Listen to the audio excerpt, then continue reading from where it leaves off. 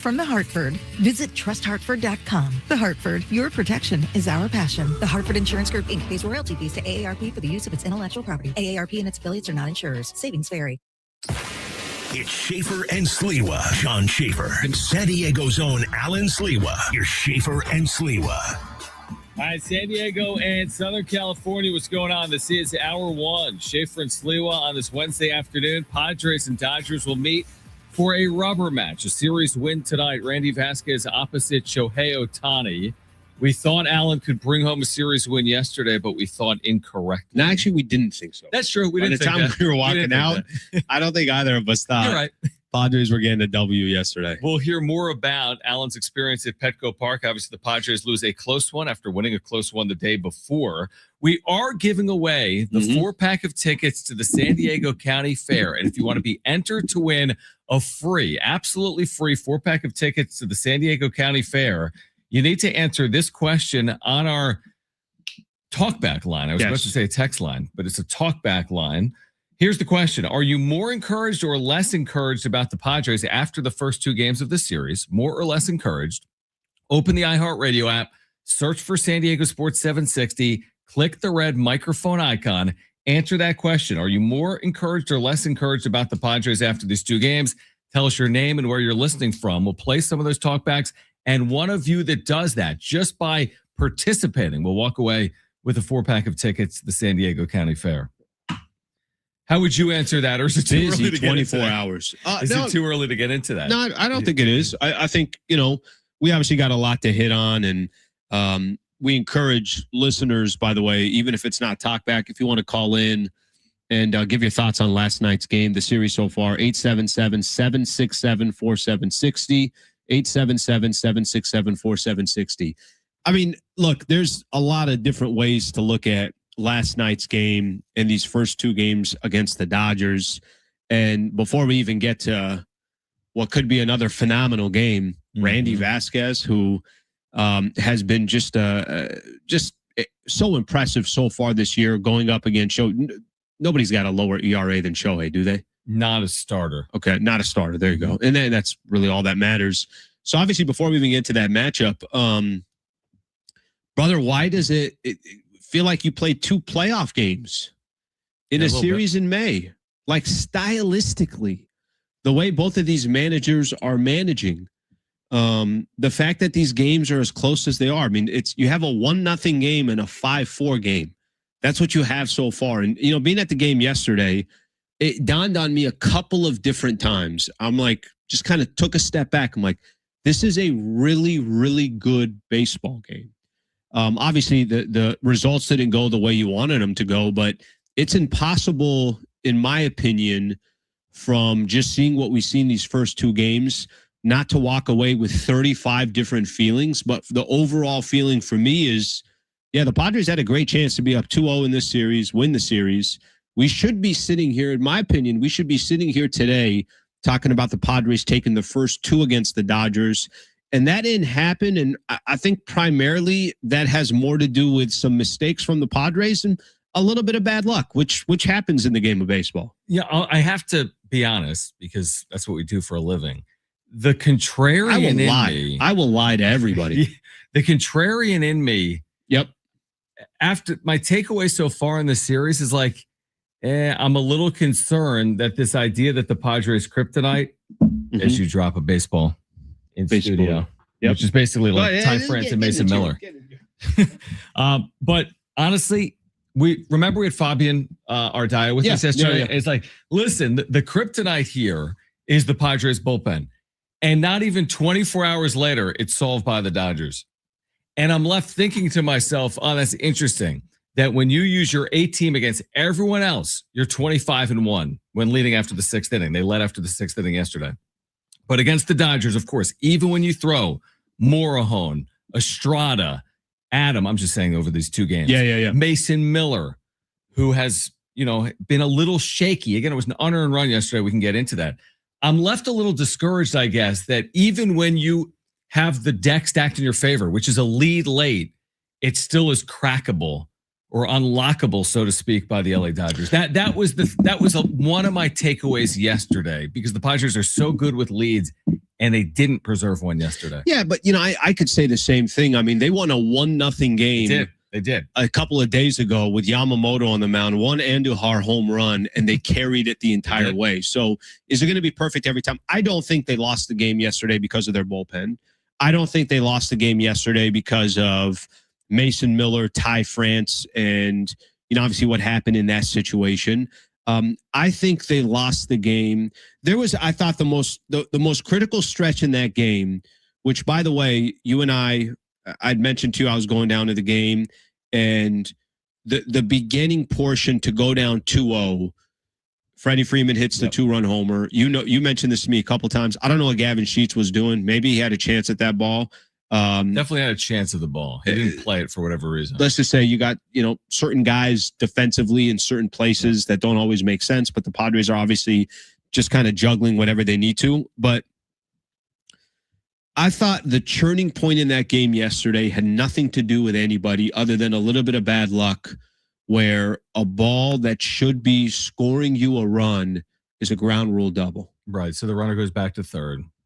A 5-2 game against the Dodgers, it felt like when, what should have been a 5-2 game became a 4-3 game. Mm-hmm. And I think at that point, if you have a 1-run lead against the Dodgers, it almost reminded me a little bit of Toronto playing the Dodgers last year in Game 7. You can't let them hang around. And the longer that they hang around, the more dangerous they become. And Will Smith can lay into one, or Freddie Freeman can lay into one. Like they have so many guys that if you don't play perfect baseball, it's going to come back and haunt you. I'd love to sit here and tell you that this game was on the bullpen.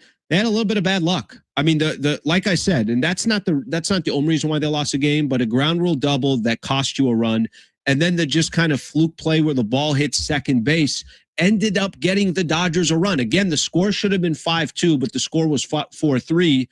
That now makes this game almost a coin flip based on what the Dodgers have. I agree. And I basically made that point when I talked about a postgame yesterday on YouTube. But with the benefit of sleeping on it, and the more I think about like Jeremiah Estrada's role in this, and again, I made this point yesterday, it's hard to ask for 4 scoreless innings out of your bullpen against the LA Dodgers. Like if you're going to sit on a 4-3 lead for 4 innings, the odds suggest that's going to be hard to do, even though you did it the day before with your starters. I think it makes it even more difficult to do it again. I get it. It's hard. But Jeremiah Estrada in the last 2 seasons against the Dodgers, and this is from Kevin Acee, has a 17.18 ERA in 9 games. Yes. Freddie Freeman had hit, let me tell you how many home runs he had hit since April 6th coming into yesterday. 1. Yep. It's now May 20th or whatever, 21st. Mm-hmm. So he had really been mired in a slump, and certainly Dodger fans would have told you that. Again, I get it. It's hard to ask for the bullpen to be perfect. And I made that point, and I'll still make that point. But I'm mildly concerned that Estrada, an 8-team reliever, asked to protect the lead against the Dodgers, which will be asked to do again, was unable to do it. But I think where you're making the error is you're making it sound like Estrada is something that he's not. Walking into that moment, I didn't feel good Estrada coming. You have to put Estrada in there. But I know the history with Estrada with the Dodgers. I know that. Remember, I went back. You and I talked about this. There was, I thought, like a defining moment. Was it last season where it was a defining moment? The Padres are playing the Dodgers. Yep. It's in LA, or it's in San Diego. They'd taken the first 2 games. And I want to say it's Estrada giving up the solo shot to Freddie that tied the game at 2. Right. We've talked about that. May have been. And all I'm thinking in my head in that situation was, yeah, I'm worried about Estrada against the Dodgers. So what I saw play out last night, Does that make it better though? Like, you know what I mean? I guess my point is this. There's certain high leverage guys that are different than others. Not all high leverage guys are created equal. And I don't think Jeremiah Estrada is in the same conversation as Jason Adam, sure, Mason Miller, and Adrian Morejon. Yeah, he's probably 4th in that conversation right now. So yep. That's fair. This is the issue I have with just like that predicament. Let's take that predicament, that situation.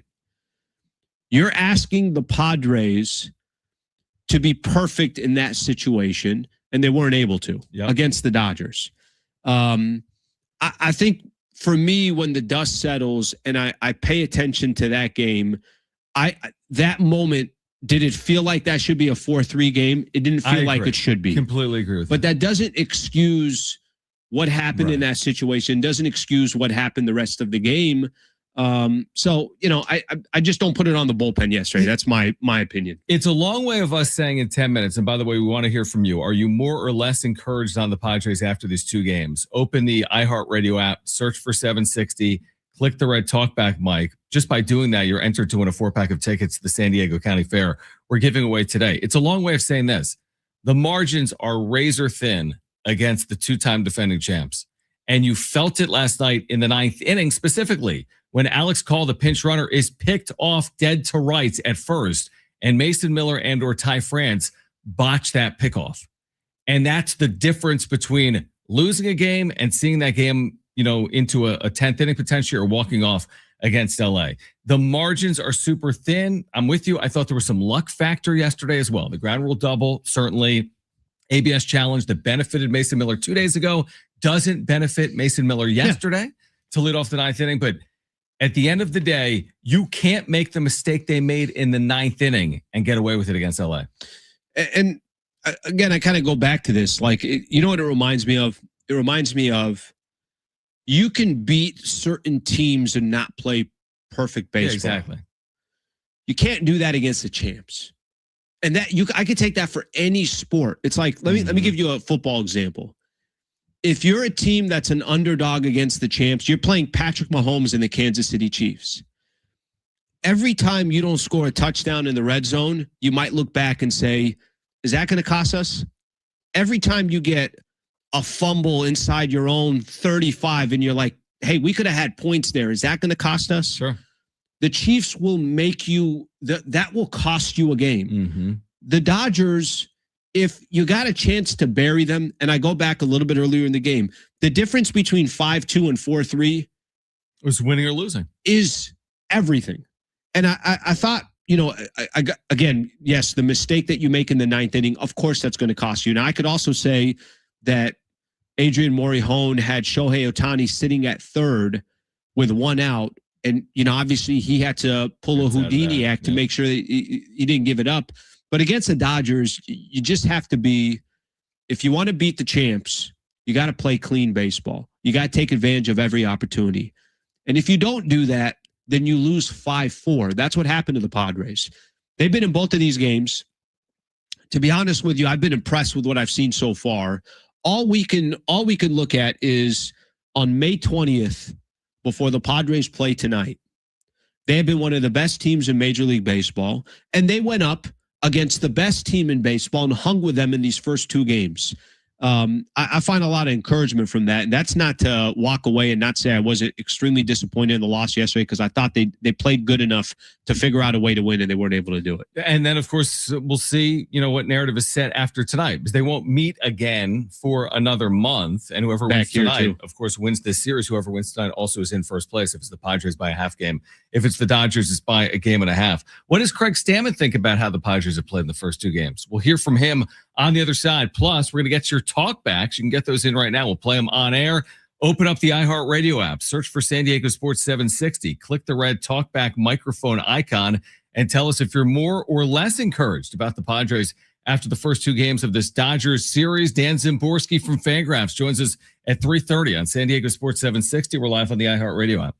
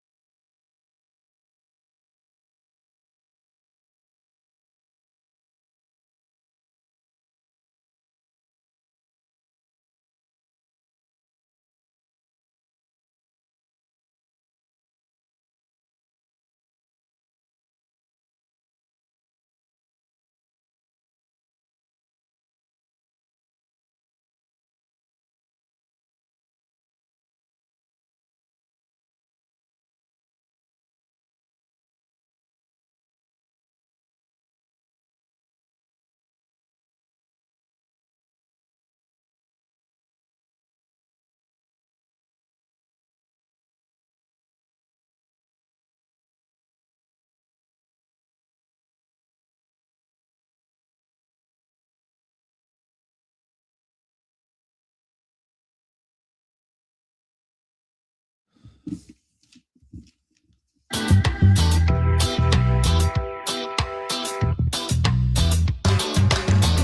right, San Diego Sports 760 has 9 chances for you to win $1,000 every weekday with the Bonus Bucks contest. Listen every hour, 9 a.m. through 5 p.m. Listen for the nationwide keyword, then enter it at sportssd.com. Your next chance to win $1,000 coming up soon right here on San Diego Sports 760. All right, if you want to win a 4-pack of tickets to the San Diego County Fair, you can open the iHeartRadio app right now. Search for San Diego Sports 760, click the red talkback mic, and tell us if you're more or less encouraged about the Padres after these first 2 games of the series against the Dodgers. We can get to those throughout the course of the 3-hour show. We'll announce a winner coming up at 5:45. There you go. Done that 2 days in a row. Do it all week. So we'll do that coming up. Do you want to start, Brent, by hearing from Craig Stammen, or do you want to start, Brent, by hearing from one of our listeners off the talkback mic? Stammen. All right. Let's hear from Craig Stammen. This post-game last night, he was specifically asked basically what we're asking our listeners, just about his impressions of the Dodgers and the Padres through 2 games. Yeah, 2 good games, 2 one-run games. They're pitching their best guys. We're pitching our best guys. They got their best lineup out there. We got our best lineup out there. It's a lot of fun. 2-run. That's what baseball fans love. These tight-knit ball games where the victory's in the balance and, comes down to 1 or 2 plays. 2 good, closely played games, which I think is fair. 2 one-run games. The teams have scored an identical number of runs. See what tonight looks like. Ohtani has been almost unhittable this year with a sub-1 ERA. Randy Vasquez has been absolutely terrific as well for the San Diego Padres. But I think Stammen did a nice job summarizing what's played out so far. How many pitchers do you think the Dodgers used yesterday? Hold on. Let me think back on it. Okay. Let me think back on it. I think they used 5. Dodgers used 6. Padres used 6. Okay. Yeah. Okay. Yeah. And the reason why I say it, I think the way he described it, and I'll answer the question that you're throwing to everybody on the talkback of if you're more optimistic or less optimistic.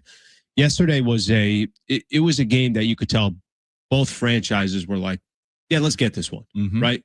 If you're the Dodgers, we've talked so much about, hey, the regular season is the regular season. I was at that game, and don't tell me there wasn't a Dodger fan there that was like, hey, it'd be nice to get this game and not lose the first 2 in a row against the Padres and not fall back a game and a half in the division. Again, it's early. It's not that big of a deal. But don't tell me that game didn't mean anything. Don't tell me Dave Roberts didn't think that game didn't mean anything with how quick he was to using X amount of players and a lot of decisions made in that game. Then you're trying to specific matchups on pitchers and batters and everything else. So I think that clearly for both of these squads, this was an important game. Yeah, no doubt about it. I completely agree. As often happens for me in a 3-game series, we've said it a lot this year, it comes down to what happens tonight. And again, not for like the season, but the narrative out of the series is going to be determined based on tonight. Simple as that. Padres win tonight. Whoa, the optimism is going to be high around here. Wow, Ohtani started a game that you won. We don't know how it plays out. And you took 2 out of 3 against the Dodgers. The opposite side of the coin we've seen. Here we go again.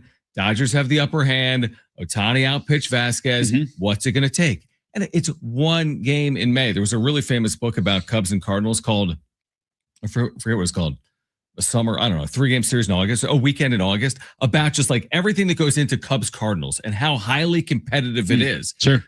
And that's how I'm going to feel about this. There's going to be a lot of reaction to what plays out tonight, not just because it's tonight, but because it's going to determine who wins the series tonight. I'm at least again to answer my own question here. I'm optimistic through these first 2 games because I didn't know. We're talking about the Padres and how they have struggled. We obviously know the struggles of their bats. We know the struggles of how many different guys in the lineup. We know the struggles of the stars. We know struggles of Nick Pavetta's out. A lot of question marks about how are they doing this. Look at the run differential. There's a lot of people that are still trying to figure out the Padres. Well, I just saw them in 2 games against the defending champs, back-to-back World Series champs. And to me, it looked like they could hang with the Dodgers. And they can hang with the Dodgers up until May 20th. That's all I got, right? I don't have any other information. So this is just based off of that. Up until May 19th, the Padres by record are hanging with the Dodgers and then also playing them head-to-head, hung with the Dodgers in these first 2 games. I'm encouraged by that. I'm encouraged the way they were down 2-0 yesterday, and Machado bounced right back and got a 2-run homer to kind of like, let's calm the water.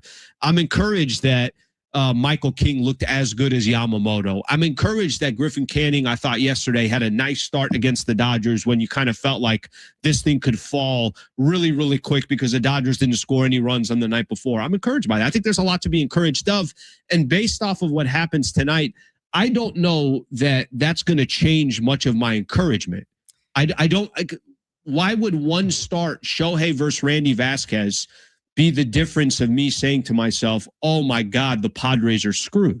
Fair, but I think a lot of people will change their tune on the series if the Padres don't win tonight, right? But you won the first game of the series.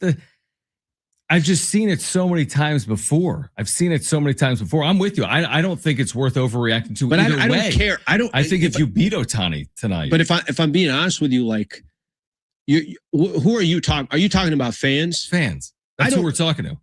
I know we're talking to fans, but we're also giving our own opinion on it. I would tell you that if you're a fan out there and the sky is falling because the Padres lost to the Dodgers and you want to go back to woe is me and they could never beat them, I don't know what to tell you. That's not the right mentality to have. It's one game on May 20th. And the first two games should tell you more than just one game against Shohei Ohtani. Well, here's the thing. And the opposite, I would say, is true. If you beat Ohtani today, amazing. Okay. Does it make the game against the A's on Friday less important? Of course it doesn't. So I feel like both ways the reaction, in my opinion, I could be wrong, is going to be strong. If you beat Ohtani today, arguably the NL Cy Young frontrunner, I don't think he actually is, but one of the frontrunners right now. He's been phenomenal. Sure. The reaction is going to be like, oh my gosh, they just beat Shohei Ohtani. This is, the best team in the NL West through May 20th. So that would be the answer. So what I'm saying, stay in the middle ground here, but that's not what's going to happen after tonight. Maybe I say that because kind of like how you do, like how we react to it here, or you do Lakers postgame, you know what people say in the aftermath of important games. Do you think so? Let me ask you this. Again, it's fandom. Yeah, exactly. And fandom is going to be a roller coaster anytime anybody's, that just comes with the fandom. But if the Padres lost today 6-0, sure, how would you look at this 3-game set against the Dodgers? Mildly disappointing after winning game one, because I think the Padres are a team that should have their sights set on winning home series against whomever they play. And I would say that it was a wasted opportunity. I like that. And the opportunity wasn't today. It was yesterday when they led 4-2. That's what I would say. But I think that's an objective, right assessment. If they win 6-0. No, they win 4-3. Okay. How would you look at it? Really good series. Yeah, I'd say really good series. Encouraging. Gives you hope for what they can do and what's to come. But I wouldn't say, hey, that there's the season. Yeah, I'm going to go back to what I just said. And again, hopefully it's not just the only thing you don't want, obviously, is you got a game where you lose 12-3 or something like that. We'll see what eventually happens, but still encouraged by it. I am encouraged about yesterday's game, and I'm encouraged again because I thought they made mistakes yesterday. I didn't think the Dodgers walked into that game yesterday, and it was like they flexed their muscle, and you got no shot against the Dodgers. Padres kind of beat themselves a little bit in yesterday's game, which I'd almost rather have because it tells me you can correct some of your mistakes because the Padres had a couple of mistakes yesterday. Dan Szymborski from FanGraphs on the state of the NL West. Is it a 2-team race or is it a 1-team race? He'll give us his answer on the other side. He'll join us next. Schaefer and Sliwa, San Diego Sports 760, live on the iHeartRadio app.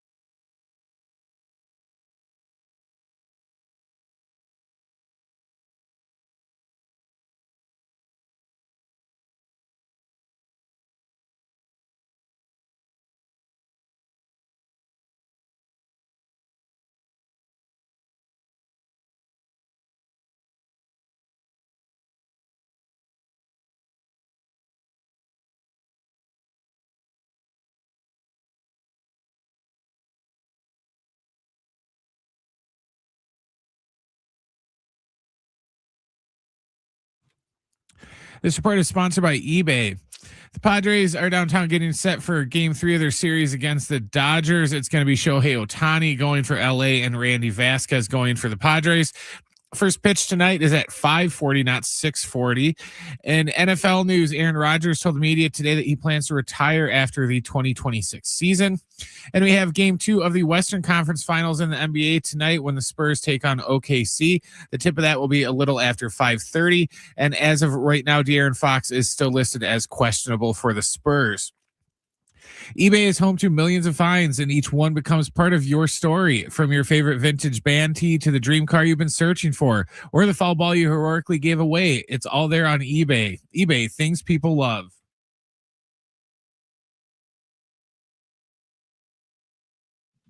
All right, Kevin Acee, our Padres insider for the Union Tribune, will join us at 5 p.m., but always great to reconnect with Dan Szymborski from FanGraphs. Back with us in San Diego on Schaefer and Sliwa. So, Dan, we appreciate you taking time. Obviously, here in San Diego, a lot of interest on this Padres-Dodgers series and the state of the NL West about a quarter to a third of the way through the season. How do you handicap it? I see the numbers, obviously, at FanGraphs. But when you look at the NL West, 40 or 50 games in, whatever the number is, do you see it as a 3-team race with Arizona, San Diego, LA? Is it a 2-team race with the Dodgers and the Padres? Or ultimately, is this a 1-team race with everyone trying to play catch up with LA? I think LA is the favorite, but I think that fans as a whole, like nationally, tend to overrate the Dodgers, so to speak. You would think the Dodgers are an unbeatable juggernaut, but last year, the Dodgers are a team that won 57% of their games. If someone gave you a cookie and said there's a 57% chance that this cookie is poison, you probably wouldn't eat the cookie. The Dodgers do have some flaws. You can see it this year, and they are vulnerable. And while they are the favorite, I think you do have 3 teams at least with a pretty good chance. The Giants have a pretty good hole. The Rockies are more interesting than they have been, but they're not going to win the division. So it's probably going to be a 3-team race. It might be a 2-team race, especially if Fernando Tatis Jr. hits the home run again, which he might. Ooh, we're waiting for that. We're waiting for that, Dan. We'll wait with you. What is at this stage, just kind of seeing what the Padres have done through almost the first 2 months of the season, what is the projected win total now for the Padres as far as the regular season goes? Generally speaking, they've kind of improved their outlook to the point where you're looking, 85 to 88 wins in most projections. And that won't win you the division. But when you project a team to win 86 games, they're going to win 92 or 93 quite a lot. And that could win the division. Again, the Dodgers do have some weaknesses. You look at their lineup. Ohtani's not on pace to hit 30 home runs this year. Freddie Freeman isn't. They only have 2 guys who are on pace to hit 30 home runs. That's Andy Pages and Max Muncy. They're not an unbeatable team. Now, the Padres do need some things. The starting pitching depth still would really concern me if I were a Padres fan. That does seem something that could come back and bite them. But, Tatis Jr. will hit again. The lineup hasn't been great this year, surprisingly. Mm-hmm. But they should score more runs than they actually have so far this season. Dan Szymborski from FanGraphs with us right now, Schaefer and Sliwa. All right, we've mentioned Tatis multiple times. And it's not to put you on the spot, Dan, but can you think of a player that's gone through something comparable where you've had a 40 home run season earlier in your career? I know it was a lifetime ago at this point, 2021. And then you've gone essentially 50 games at any point in the season without hitting a home run. Have we reached the point that this is almost unprecedented, what Tatis is dealing with? That he's at 0 home runs makes it almost unprecedented. When you're talking about down seasons, I think of like Paul Konerko's. It's 20 years ago now with the White Sox, where he just had that one season where he was just absolutely terrible, nestled into a whole bunch of pretty good seasons. But the weird thing about Tatis is there's no obvious number that you can point to that you can say that's the problem. A lot of times when a player's having a down season, they have a low batting average of balls in play. That can sometimes be a culprit. But Tatis has a batting average of balls in play over 300. That's not the problem. When a player's not hitting for power, you'll sometimes see like their hard hit rates and their exit velocities are way down. But you look at that data as well. He's still hitting the ball hard. His bat speed is faster than the previous 2 years. He should be connecting with balls and making them go a long way. But so far, that hasn't happened. Now, that's likely to turn around, but it's at the point where you almost look for mystical things, sort of like an Oscar Wilde short story. There's a portrait of Tatis in his house that's growing older.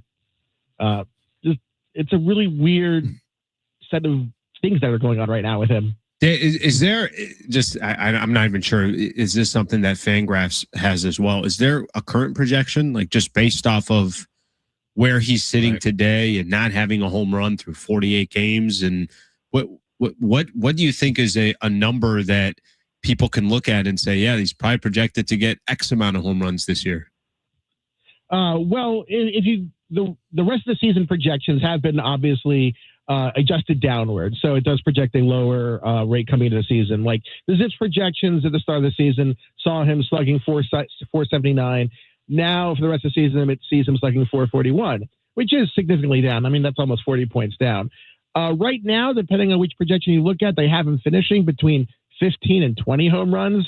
And that's not a crazy low number, but the projections might not be catching into something really weird because his profile this year is so weird, because he should have home runs based on how he's hit. And that's a perplexing thing, because, you know, with all this data, you always think, hey, I can find the answer, but sometimes you just can't find the answer, and baseball's just going to baseball sometimes. You know, equally perplexing, at least for me, and I think some Padres fans, is Manny Machado, who has been such a consistent offensive producer. Now, he's hit some home runs, including yesterday, but he's hitting, Dan, as you know, 182. His career average is 277. His OPS is 617. His career OPS, I'm trying to find it right now, I think it's 819 in the major leagues. Is that so? I know he's not 27. He's now 33, heading towards 34, but this is a significant dip, is it not, for Manny Machado through 50 games? It is a dip, but one thing that does make me worry a little less about him is I mentioned batting average and balls in play a little earlier. Machado's right now is at 195, and no hitter is really truly a 200 BABIP player.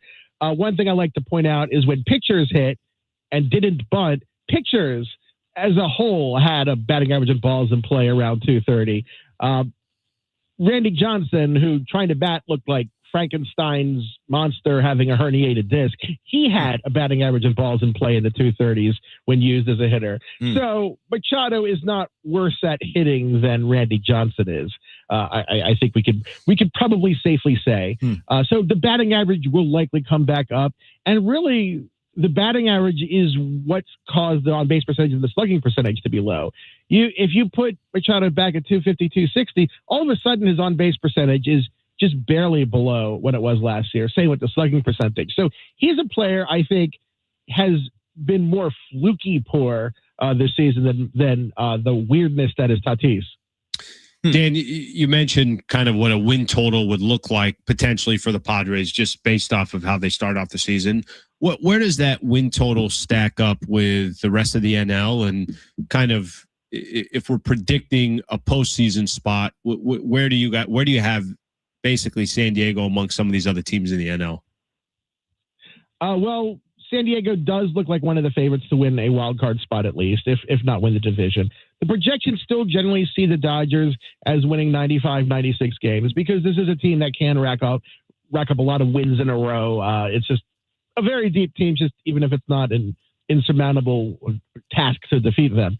I think the Padres are pretty well set up, and I think this is a team that it's probably going to incentivize them to be aggressive at the trade deadline, because it's a team with real holes. And that's in some ways an easier team to upgrade than a team that's just meh all the way around. When you have definite holes, then you can target specific players to fill those holes and pretty effectively. So it'll be an interesting summer. I think a lot of what the Padres do will depend on what the rest of the NL West looks like. If the Diamondbacks are sticking close to them, then it might be a little more urgent to make that July trade, maybe even early, get the jump on some of the league. But I mean, I guess we're still 2 months away from that at least. Dan, I think we asked you about this maybe a month ago when Mason Miller had gotten off to a ridiculous start. It's still very good. Now, he let an unearned run and took a loss yesterday against LA, but his numbers are elite. Will he remain in the Cy Young conversation or not if he does something special with the ERA and the strikeouts and the saves? Even when I look around the NL and I see some of these starters like Paul Skeens, like Mizorowski, like Shohei Ohtani, can Miller stay in that conversation or not? I think he can, but I think he would have to keep his ERA as microscopic as it is now. If it starts with 0, I think a lot of writers will go along with it. I think we discussed this before, but with the new reliever of the year award that baseball writers that we started up this year, it might kind of almost be an excuse in a way for some to not consider a reliever for the Cy Young Award, even though that's probably not how you should do it. But I found that a lot of my colleagues don't seem to have the same opinion as me about things. Right. Exactly.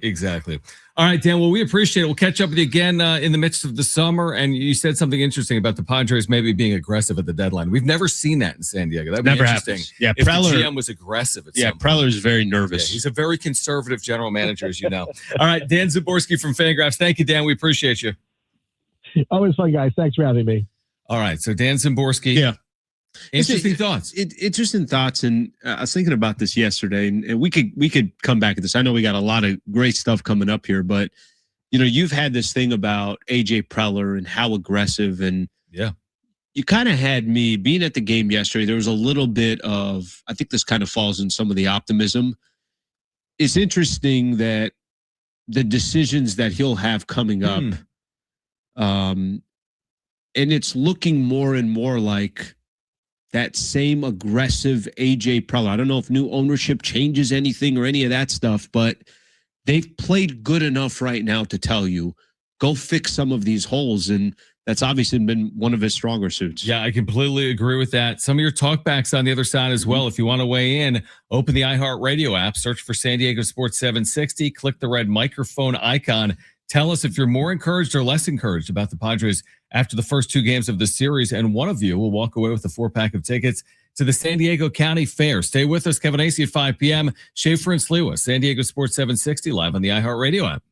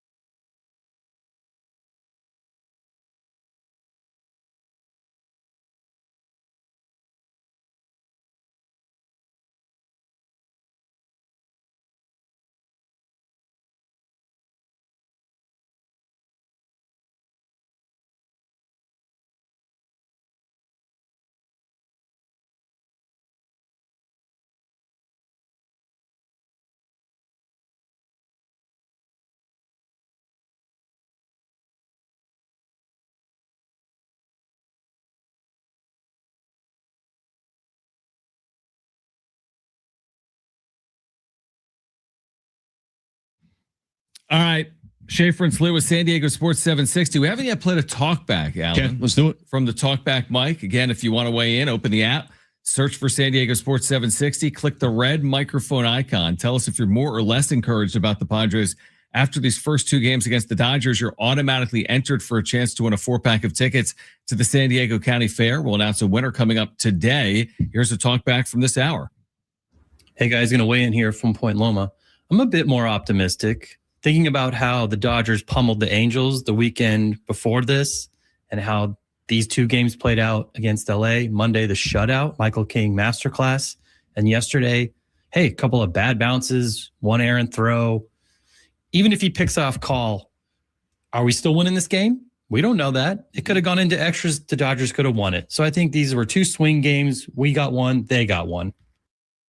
I like that. That's call. Kind of your point. The way he said it well. Call. It sounded like he was in like a beautiful studio with amazing audio quality. Sounds like if Schaefer and Sliwa don't work out, he can jump in and do a 3 to 6 show. That was a very good call. No, it's a good call. It's good perspective. And by the way, he is right about that. You don't know what happens if you go into extra innings, right? No idea. I do know this. They were going to extras. I watched the bottom of the ninth. I was just gonna say the way the bottom of the ninth went, there was nothing there. How long was that? It from start to finish in seconds. Okay, 90 from start to finish in seconds. The first pitch thrown in the ninth to the out being recorded on Tatis's ground ball. That was first pitch swinging, I think. 110 seconds. That inning. It was something ridiculous. I got to tell you, and it was interesting watching that moment because. Being at the game and listen, it is the game kind of is what it is, but I'm really, really happy I went to the game. Just, I have not really been to many Padre Dodger games in San Diego. I've mentioned this too. I was living in LA for a long time. So I would be at Dodger Stadium rocking my Padre gear. And in a weird way, like that was almost more comfortable. I can't even tell you why. I think part of the reason is because I know there's obviously Dodger fans and they come down here and obviously it's a huge fan base that is at its pinnacle. Like this is probably the best you'll ever see. When I'm referring to that is their back-to-back champs. They got star after star. Things have obviously gone the Dodgers' way, but I think there's a little bit of like, okay, what's it going to look like when you're in there? It was fine yesterday. There's plenty of Padre fans. Of course, you're going to have a handful of Dodger fans. There's a good percentage that's in there too, but it ain't more than 25, 30%, something like that. Did you get the full ballpark experience in terms of you got a beer, you got the hot dog, all I did was a beer. That was it. So was it more pins and needles, so to speak? This isn't the Marlins on a Tuesday. It was the Dodgers. But it was like, if I'm being honest with you, it was a baseball game to me. It was a baseball game. It was a business. Got you. It wasn't an entertainment experience. It was a business-like baseball game. You weren't there for the playground with the bat in Gallagher Square. I'm not kidding. Like, just being completely honest with you. You know what? I almost thought I was give me an East Coast game where the fan base is different, right? It's a Phillies-Yankees game. Sure. Hey, that's not a big example. Yeah, Phillies, Red Sox. Oh, no, it can be Red Sox, Yankees, whatever it was, right? But people were into the game. It was exactly what you would want from a baseball perspective. I wasn't there to go have a good time. Right. And I think a lot of the other people weren't there necessarily to have a good time. I think it's like we're trying to get a W, and the game was also, again, very entertaining. This wasn't a 6-0 game going into the fourth. This is a back and forth battle that could have gone either way. Let me ask you this. Did it have any feel? And I know they announced under 40,000 for the first time against the Dodgers at home since 2022. But again, it's lively. It's this one where did it have any feel like a playoff game, or is that going too far? No, I don't think it is. I mean, I listen, did it have, it's not a playoff game. Right. But it's as high stakes as you can get for May 20th, May 19th. Yeah. That's a good one. And listen, you also had a really well played game in both of these games. Yes. Like these were playoff style games for May 19th. Right. It's the best way I can describe it, right? I know it ain't a playoff game. I know it's May. And I know people think it would be idiotic to make it sound like it is a postseason game. But like I mentioned, go look at the way Dave Roberts managed yesterday. Go look at the way Craig Stammen managed. both of these squads were managing of like, yeah, we're trying to walk away with a W here. So it had as best as you can from that perspective. It wasn't a load management NBA, definitely 30 game into the regular season type game. Let's go to the phones. 877-767-4760 if you want to weigh in. Again, the phone lines are open. 877-767-4760. By the way, Kevin Acee will join us coming up at 5 p.m. But Eric from Chula Vista is on the line. Chula Vista in the house. Get in here, Chula. On the Padres. What's up, Eric? Hey, thanks for taking the call, guys. I enjoy listening, and I like the take there about the atmosphere at Petco Park. Matter of fact, I'm on my way to Petco Park now for the first game this year for myself, and I chose this game spontaneously about 5 minutes ago. But anyway, I like that. Good for you. I think it'd only be bigger if we were in LA. We got to prove we can win a series like this in October.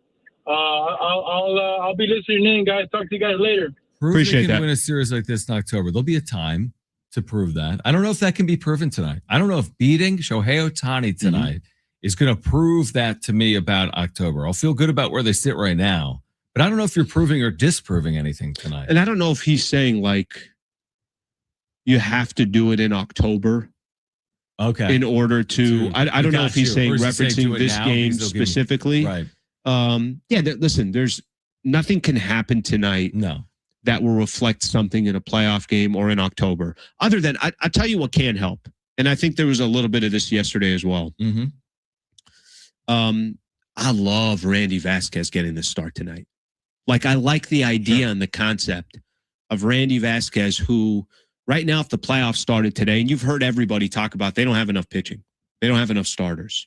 But even if Nick Pivetta was there, the question's going to be hey, is Randy Vasquez, is that the guy you're giving the ball to in a game 3 in the postseason? Maybe it is, maybe it's not. I don't have the answer for you, but he's pitched good enough this year to make a legit argument. Yes, I can be your number 3 starter in a playoff series. But that's what I like. Yes, we can't mimic a playoff game, but what we can is give Randy Vasquez the ball against Shohei Ohtani and the Dodgers. I like that. Like, this is good experience for him. Whether he gets shelled or he gives up one run, I don't know what's going to happen. But I think the fact that Randy Vasquez can definitely get some phenomenal experience from this. I like that with all the attention on Shohei Ohtani, he's back to a two-way player tonight. He's not just pitching; he's also leading off for the Dodgers. He hasn't done that. What has he done to get this much attention? There's just exactly. What has Shohei Ohtani ever done? With everyone's eyes on Shohei Ohtani, can Vasquez be the one to get it done tonight for San Diego? And that'll be seen, that'll play out over the course of tonight. But this is a really intriguing matchup. It really is, because Shohei Ohtani, of course, he gets all the headlines every time he does anything. Randy Vasquez, under the radar, has been terrific for the Padres. And it has been, I think, under the radar, because Michael King has even gotten the headlines in the rotation for the Padres over Randy Vasquez. Padres have faced elite pitching this year. By the way, I think that's also a great thing. There are a lot of things. I mean, that I don't want that dude that called back the call. I don't want him on ever again, because his points were really good and he was solid on. He was the talkback or the talkback. No. Eric was great. Chula Vista, but the talkback guy I'm talking about, he had great points of why some of the reasons you're optimistic based off of what you've seen. This is all just good data to have early in the season. More of your talkbacks coming up at the 4:00 hour. We'll announce the winner of that 4-pack of tickets to the San Diego County Fair in the 5:00 hour. But if you want to enter to win that 4-pack of tickets, all you need to do is open the iHeartRadio app, search for San Diego Sports 760, click the red talkback microphone, and tell us if you're more or less encouraged about the Padres after these 2 games against the Dodgers. We'll get to the wrap on the other side. Then Kevin Acee, our Padres Insider, joins us live at 5 p.m. Schaefer and Sliwa, San Diego Sports 760, live on the iHeartRadio app.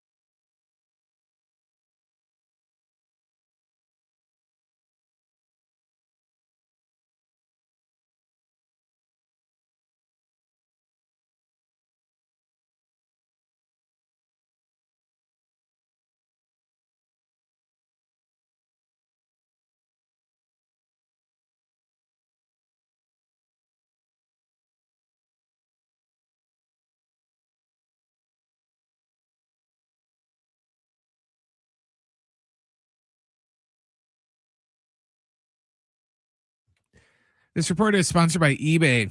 The Padres and Dodgers are getting set for game 3 of their series tonight down at Petco Park. It's going to be Shohei Ohtani going for the Dodgers and Randy Vasquez going for the Padres. First pitch tonight is at 5:40, not the usual 6:40. In NFL news, Aaron Rodgers told the media today that he plans to retire after the 2026 season. In NBA news, we got game 2 of the Western Conference Finals tonight between Spurs and OKC. That will tip off a little bit after 5:30.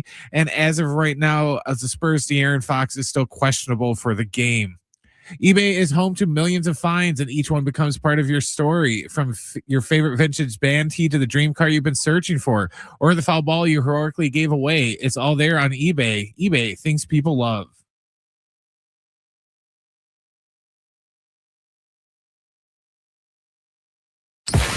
It's Schaefer and Sliwa. Sean Schaefer and San Diego's own Alan Sliwa. Your Schaefer and Sliwa. All right, San Diego and Southern California, what's going on? This is hour 2 of Schaefer and Sliwa. You know how many hours are in the show? 3. Got 3 of them total. 3. So we've got you until 6 p.m. We're giving away a 4-pack of tickets to the San Diego County Fair. If you want to enter to win those tickets, open your iHeart app. Oof. Search for San Diego Sports 760. Click the red microphone and tell us if you're more or less encouraged about the Padres after the first 2 games of this series against the Dodgers. Tickets, I think, were still available. At least they were in the secondary market for tonight. Padres and Dodgers. I was going to say for the talk back too, we got a ringer that came in that first one. So I would get a couple of takes before you hit send on that. Right. I was just looking right now too. Tickets. Listen, Eric in Chula Vista just called in. He's going, and I think he said he just decided 5 minutes before he called us he's going to go to this game. Like that. If you're a Padre fan and you're out and about and you're asking yourself what you're doing this evening, go watch some good baseball. It's been a phenomenal series so far. They still got tickets up. I'm on here on SeatGeek and I'm taking a look. I mean, what a great game to go to and go support the Padres. Yeah, should be a really good atmosphere. Obviously tonight, Randy Vasquez, Shohei Ohtani, rubber match of a 3-game series between the Padres and the Dodgers. Kevin Acee will join us live in 57 minutes. Right now, though, let's get to this. It's time for the wrap. Presented by Sombrero Mexican Food. Check out their website at sombreromex.com. Which game 1 win was more impressive, the Knicks or the Spurs? Oh, you choke artist, freaking Cavs. Can't win a game if their life depended on it. How do you lose that game? You know, I'm at the game last night at Petco. So, and I had at one point looked at my phone and I saw it was like 20. Game over. I'm like, yeah, this is the greatest thing ever. I think at that point Padres are up 4-2. I'm like, that's it. It's a phenomenal day. Both sides collapse. Are you you're not rooting for the Knicks, but are you anti-Knicks? Like, are you anti-Knicks? You know what I think it is? There's something about Knicks fans that just kind of, they win like a round and they had a parade in New York. There's just something there that just I don't know what it is. No, I don't care about the celebs. I don't. Well, but that's even like a little bit played out a little bit too. I think the most impressive win was, in my opinion, I get how the Knicks came back, but you're supposed to win game 1 at home against the Cleveland Cavaliers. I mean, if they won that game by 7 or 8, nobody would have been surprised. The Spurs, without De'Aaron Fox, went to OKC and found a way in double OT to win a game. Like, I'm still very impressed with that win. I think San Antonio's was more impressive. The Thunder, to your point, were 8-0 in the postseason. Had multiple late leads after coming all the way back. It felt as if they had done the work before they hadn't. I agree with you. To me, the Knicks win is more about a Cavs blunder. Honestly, that's not fair. I get it. Brunson was terrific. The Knicks earned it, not the Nets. But what's most impressive to me, here's the deal. Cavs lost the series last night. 22 with 7.5 They to lost go. the series last night. And the Spurs win in Oklahoma City was awfully impressive. And how did Atkins not call timeouts? He knows they don't carry over to the next game. They went on like the 18-1 run. And he's not let's call timeout. Yeah. Like, get things together. He just let him go. By the way, somebody asked him a question about Harden. Harden being in for the defensive side. And he's like, Harden's been one of our best defensive players. I'm like, just don't say anything. Just say next question.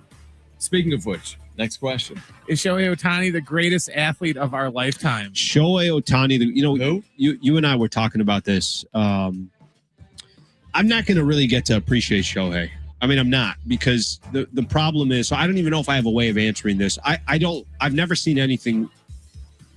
I've never seen a player that does what he does. Let's put it that way.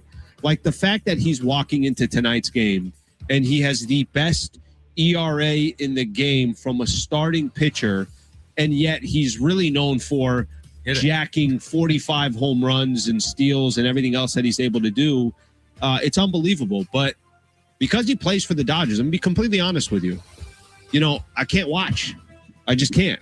When he was in Anaheim, it's like, hey, the Angels are a threat to nobody. Right. And it's in the AL, so what the hell do I care? They weren't winning anything. I'm not going to get to appreciate it. I wonder how many people are like that. Like, you're a fan of another team. But I don't think it's just Padre fans. I think you're... Well, it's like, that's interesting you put it that way, because, like, to put it across sports, like, if you're a Buffalo Bills fan, are you appreciating Patrick Mahomes? Let me answer that. No, you probably despise him. If you are a Thunder fan and they play the Spurs 3 of the next 5 years in the Western Conference Finals, I'm making it up, are you appreciating the brilliance and beauty of Victor Wembanyama? But here's the problem. Like, let's go back to what you said about a Bills fan with Patrick Mahomes. Are you, you're also not watching Patrick Mahomes every week? I'm not watching Shohei every day. The only person who could truly appreciate what this guy's doing is a Dodger fan. Yeah, by and large. And I'm with you. On one hand, it's almost like it's too bad that someone that's doing something beyond what Babe Ruth did, I won't even really give the time of day because of the dynamic. Yeah. And the Dodger, Padre, the whole thing, the $700 million contract, the deferrals, the back-to-back World Series his first 2 years. I don't even want to deal with it. Yeah. On the other hand, I do recognize... gambling on the side, a little something there too. But I do recognize that what he's accomplishing is truly one-of-one stuff. But I'm with you. I'm not there to really witness it play out. It's weird. I just pretend it doesn't happen. I know. I think a lot of people try. Here. Next question. Are you guys surprised Spurs Thunder was the most watched game one in Western Conference Finals? This just came out. This is the most watched game one ever. 9.2 million viewers on NBC. Most watched game one ever. I did not know that stat existed. Well, let me say this. The reason I'm so happy to hear that. Now, I don't know how they're getting these numbers, because I know the NBA and some of these networks are doing everything, and I know the NBA is, to try to make it a perception that the NBA has never been greater. So it could be just accumulation of social and this. However they got to that number, I would hate for people to say, oh, it's not the Lakers. Oh, it's not the Celtics. Oh, it's not a big market. Oh, it's not this. That was just unbelievable basketball, and you should really, truly appreciate how good these two teams are, how they've built internally and organically to an extent. I know some of it, they traded for Shea Wemby. They got a little lucky in getting Victor Wembanyama, but I am surprised, and I'm very happy to hear that that's the numbers. If you're going to have a game one like that, you're going to get the audience. Like, it earned and deserved the audience. If this was a ho-hum 99-81 win, either way, I don't think it does that exact same number. It didn't just go to overtime. It went to a second overtime. There was drama and intrigue. Victor Wembanyama had 40-something points and 20-something rebounds. But isn't it, doesn't some of this have to also do with, you have to have hype to that game to get a number like that before knowing what the result is going to be? But it also has to live up to it, I think. Mm-hmm. I feel like that had to play a role. No, the game itself. The game itself was unbelievable. Next question. It could be interesting because the highest rated Western Conference game period was Game 7 in 0-2 between the Lakers and Kings. That did just under 24 million. And this did 9. Yeah, but for a game one, though. Right. So, all right. I want to see 7 games, by the way, in this series. I'd like to see it. Next question. I don't, because I picked him in 6. LeBron liked a photo on Instagram about a possible return to Cleveland. Do you read anything into that? Oh, LeBron. Okay, so let me just give you the 2 off-season stories so far on LeBron.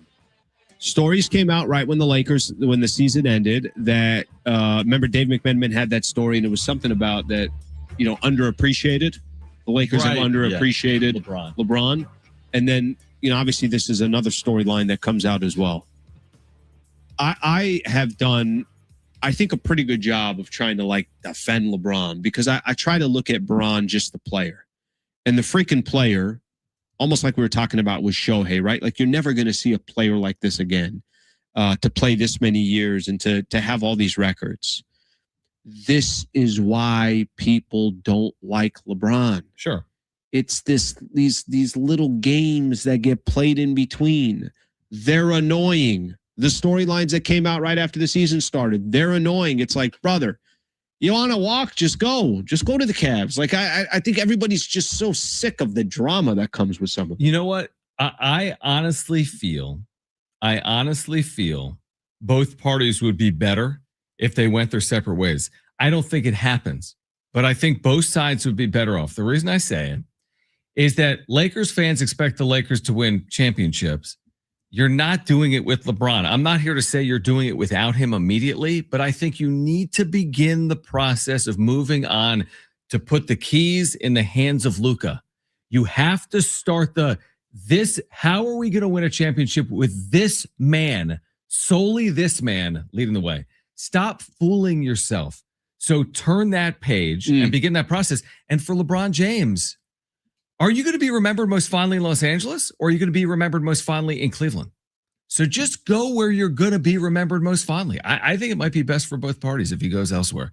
And that's why he liked that tweet or that Instagram. I would have thought that a couple of months, like maybe around the trade or around like All-Star game. Now I'm not sure. I'm not sure what he does. I almost kind of lean towards he comes back to the Lakers.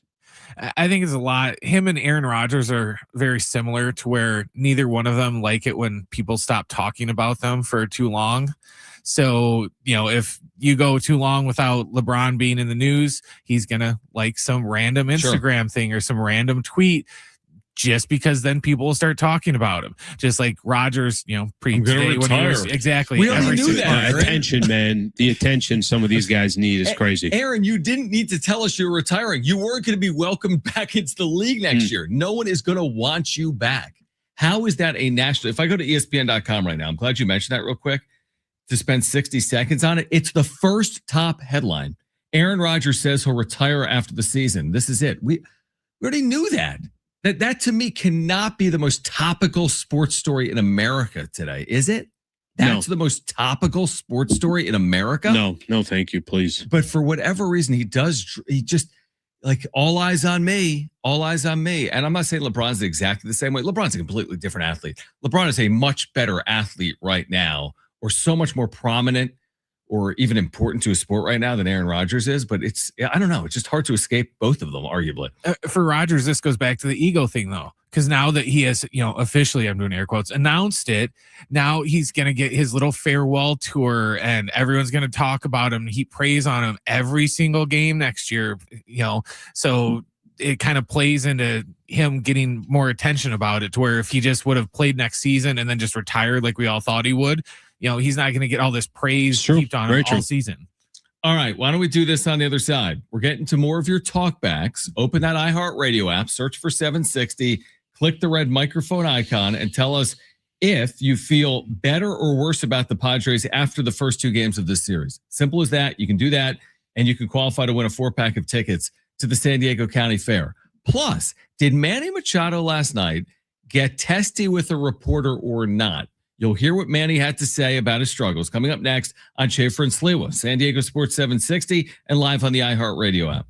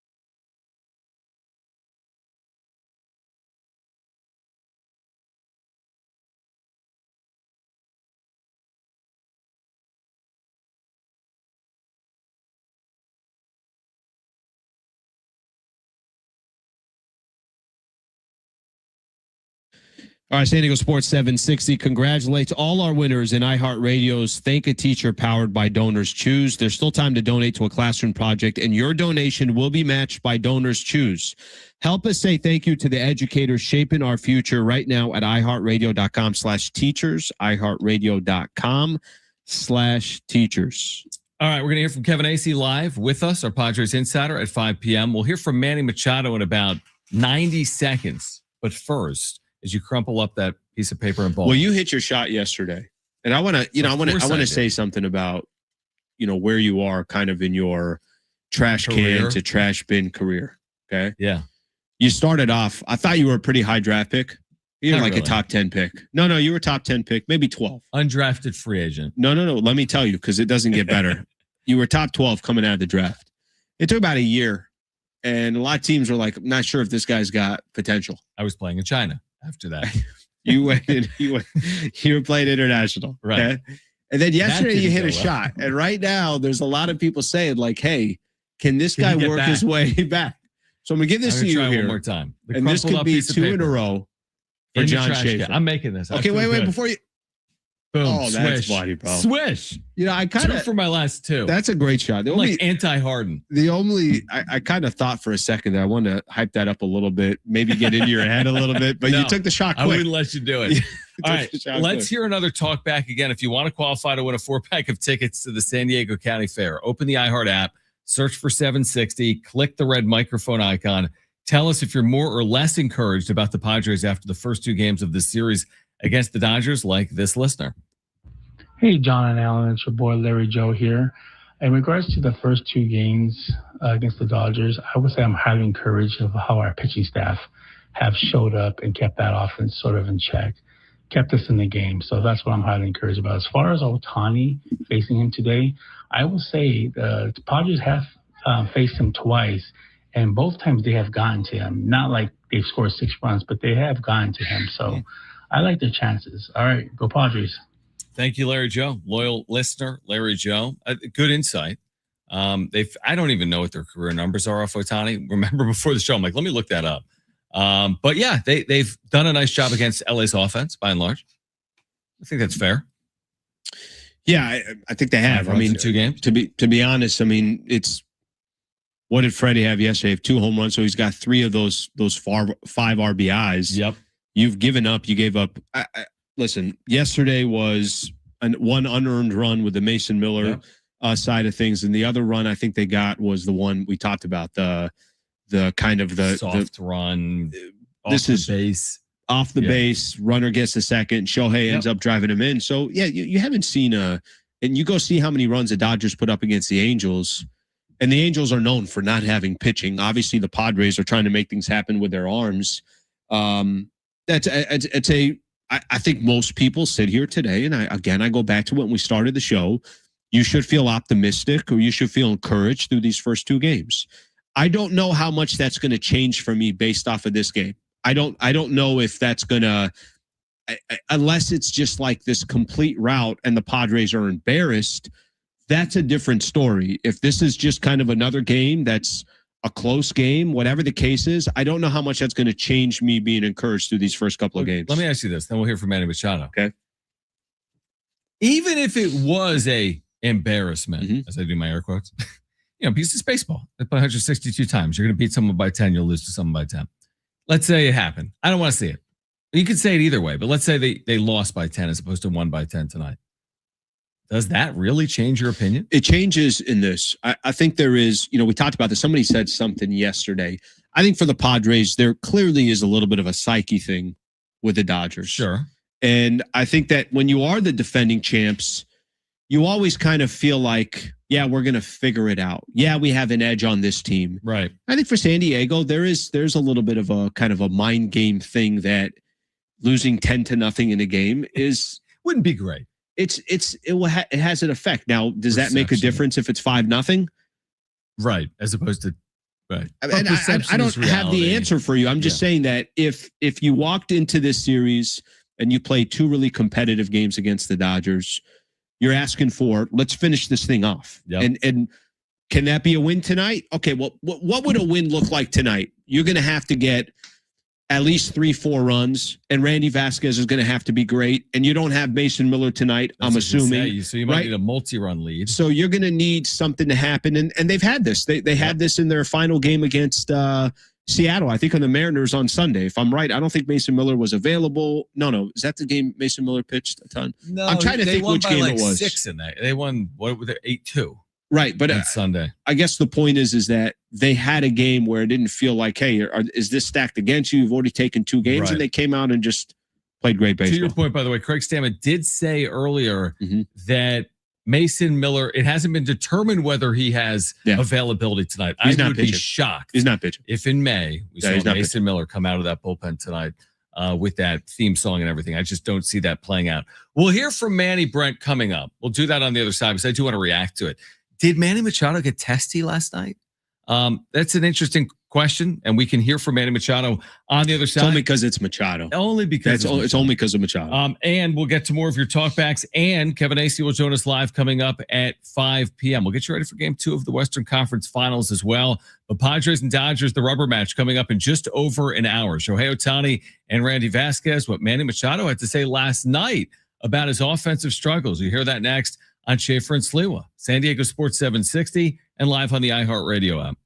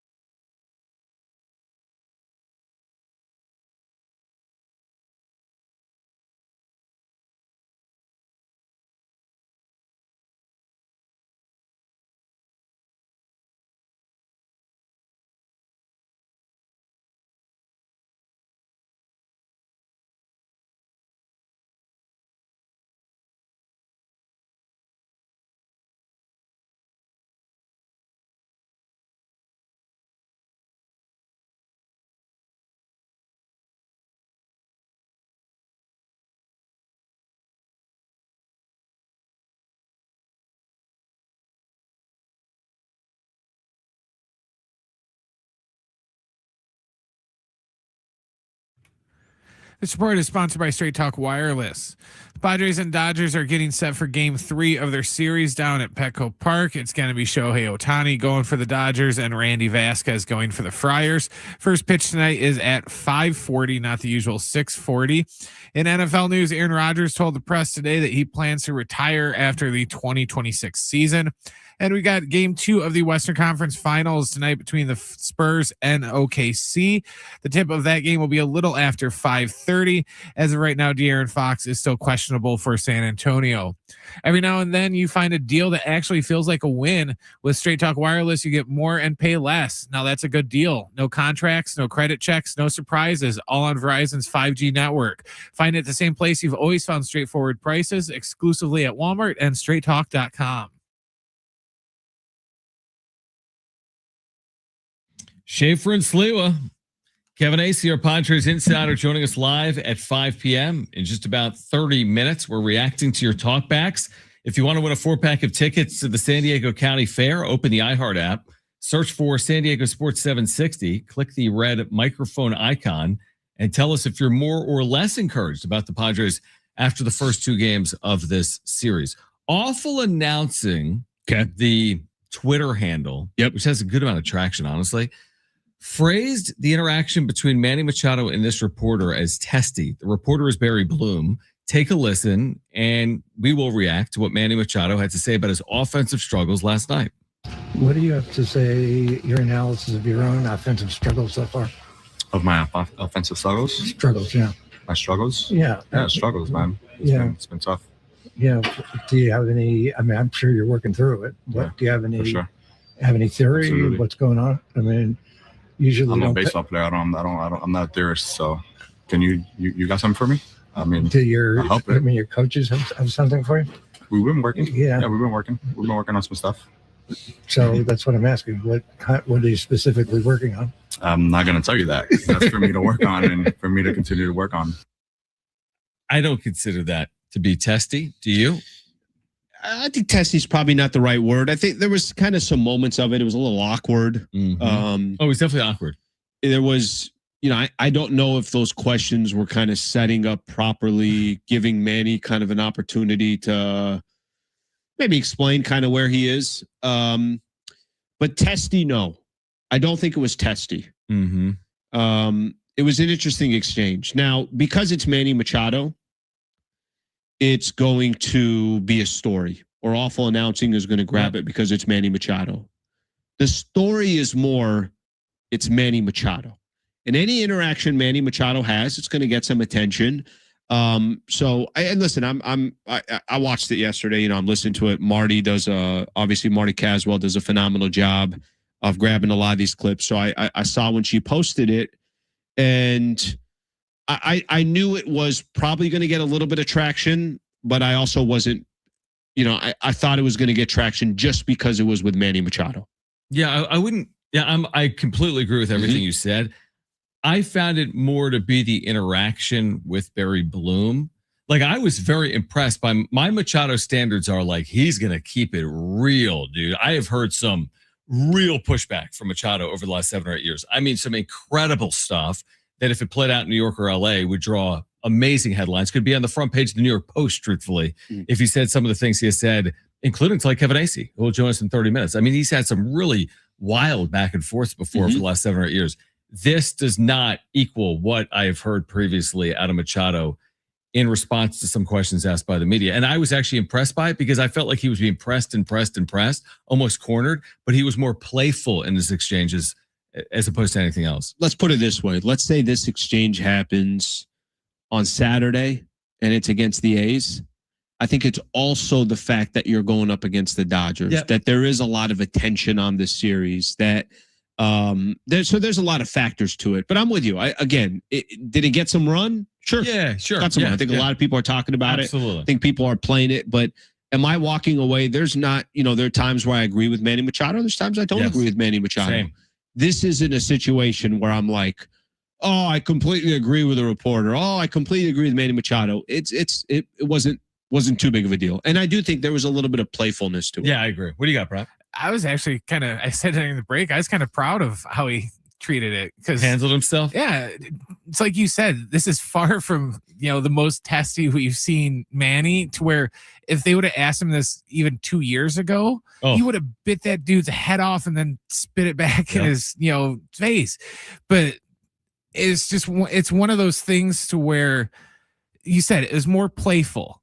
He was just kind of like, oh, well, what are your suggestions? You got any suggestions? Oh, okay, I'll try that. He just didn't get mad. He wasn't swearing. He didn't raise his voice like he has done in the past sometimes. So I don't know. Maybe it's a sign of maturity from him. I was just going to say, I think for Manny too, I mean, you're also at a point of your career where there's nothing you haven't seen.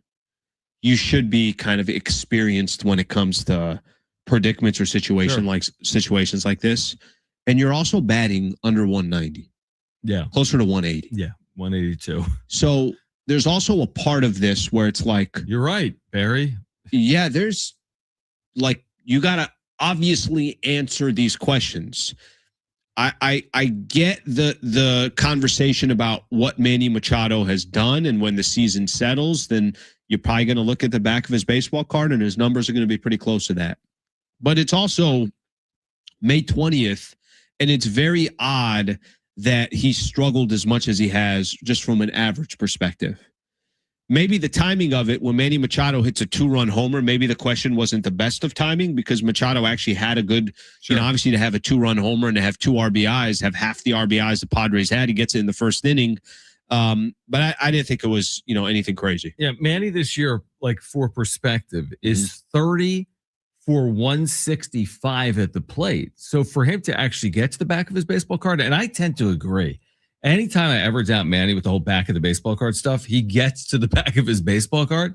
But now you start doing like sheer math. Oh, I'm down. I'm doubting all these guys. I'm making this up. I might even do it at the break.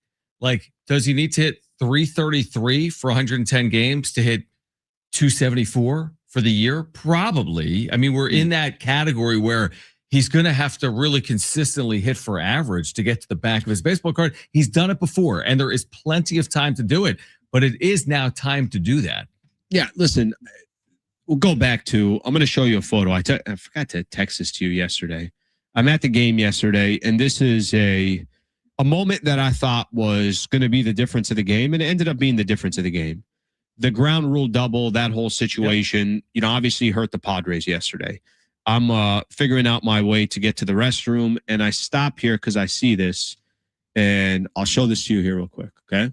So there's a picture of like a wall mural inside mural Petco with Merrill, Machado, and Tatis. Right. So it's Merrill, Machado, and Tatis. And I just stopped there for a quick second. I'm saying to myself, I'm like, these three freaking guys. There they are. These three. I want that to be painted over, and I want Sheets on there, and I want Andujar, and you pick Ty France, you pick whoever you want the third person to be.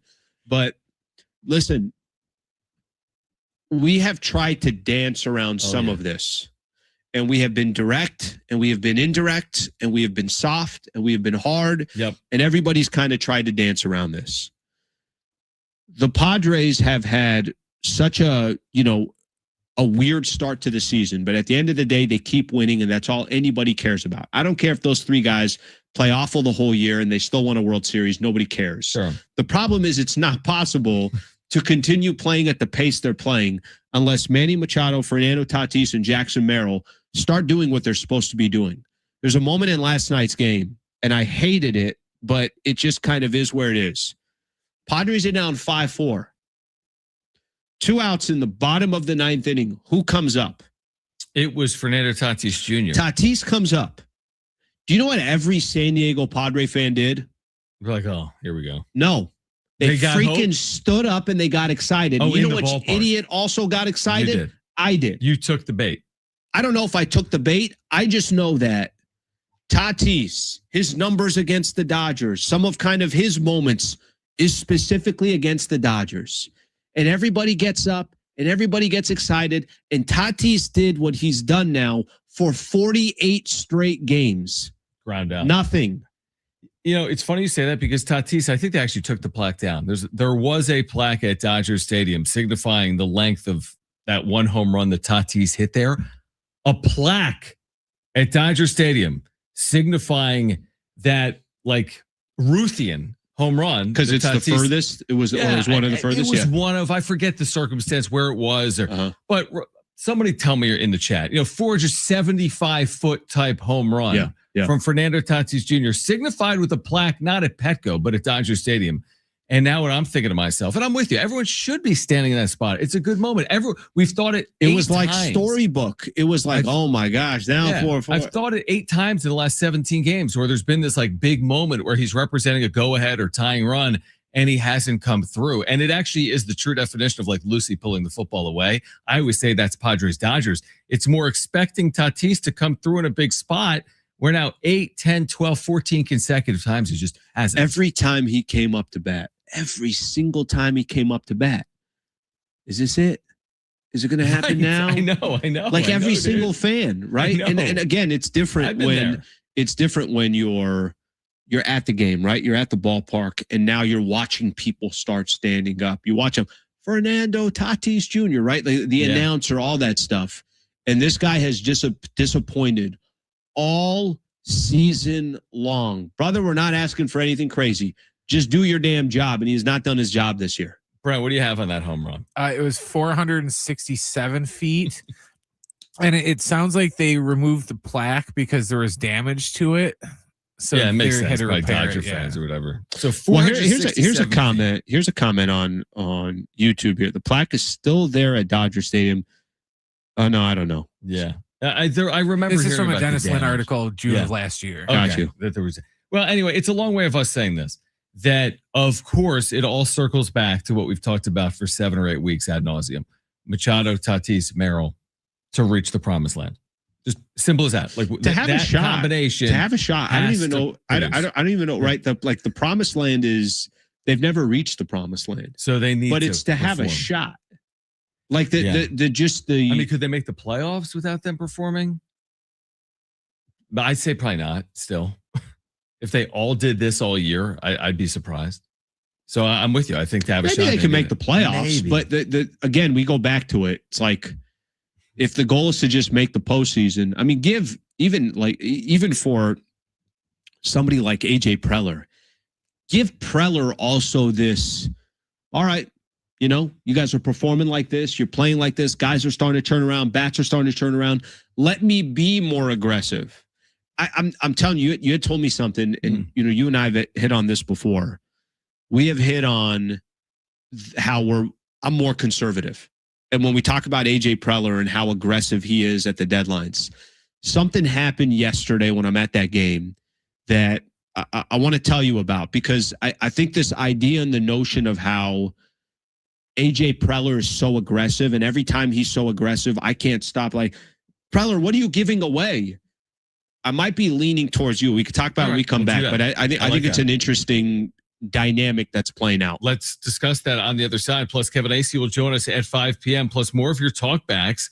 Open up that iHeart app and search for San Diego Sports 760 and click the red microphone icon for a chance to win a 4-pack of tickets to the San Diego County Fair. Just tell us if you're more or less encouraged about the Padres after the first 2 games of this Dodgers series. Kevin Acee at 5 p.m. More on the Padres general manager, AJ Preller, coming up next on Schaefer and Sliwa, San Diego Sports 760, and live on the iHeartRadio app.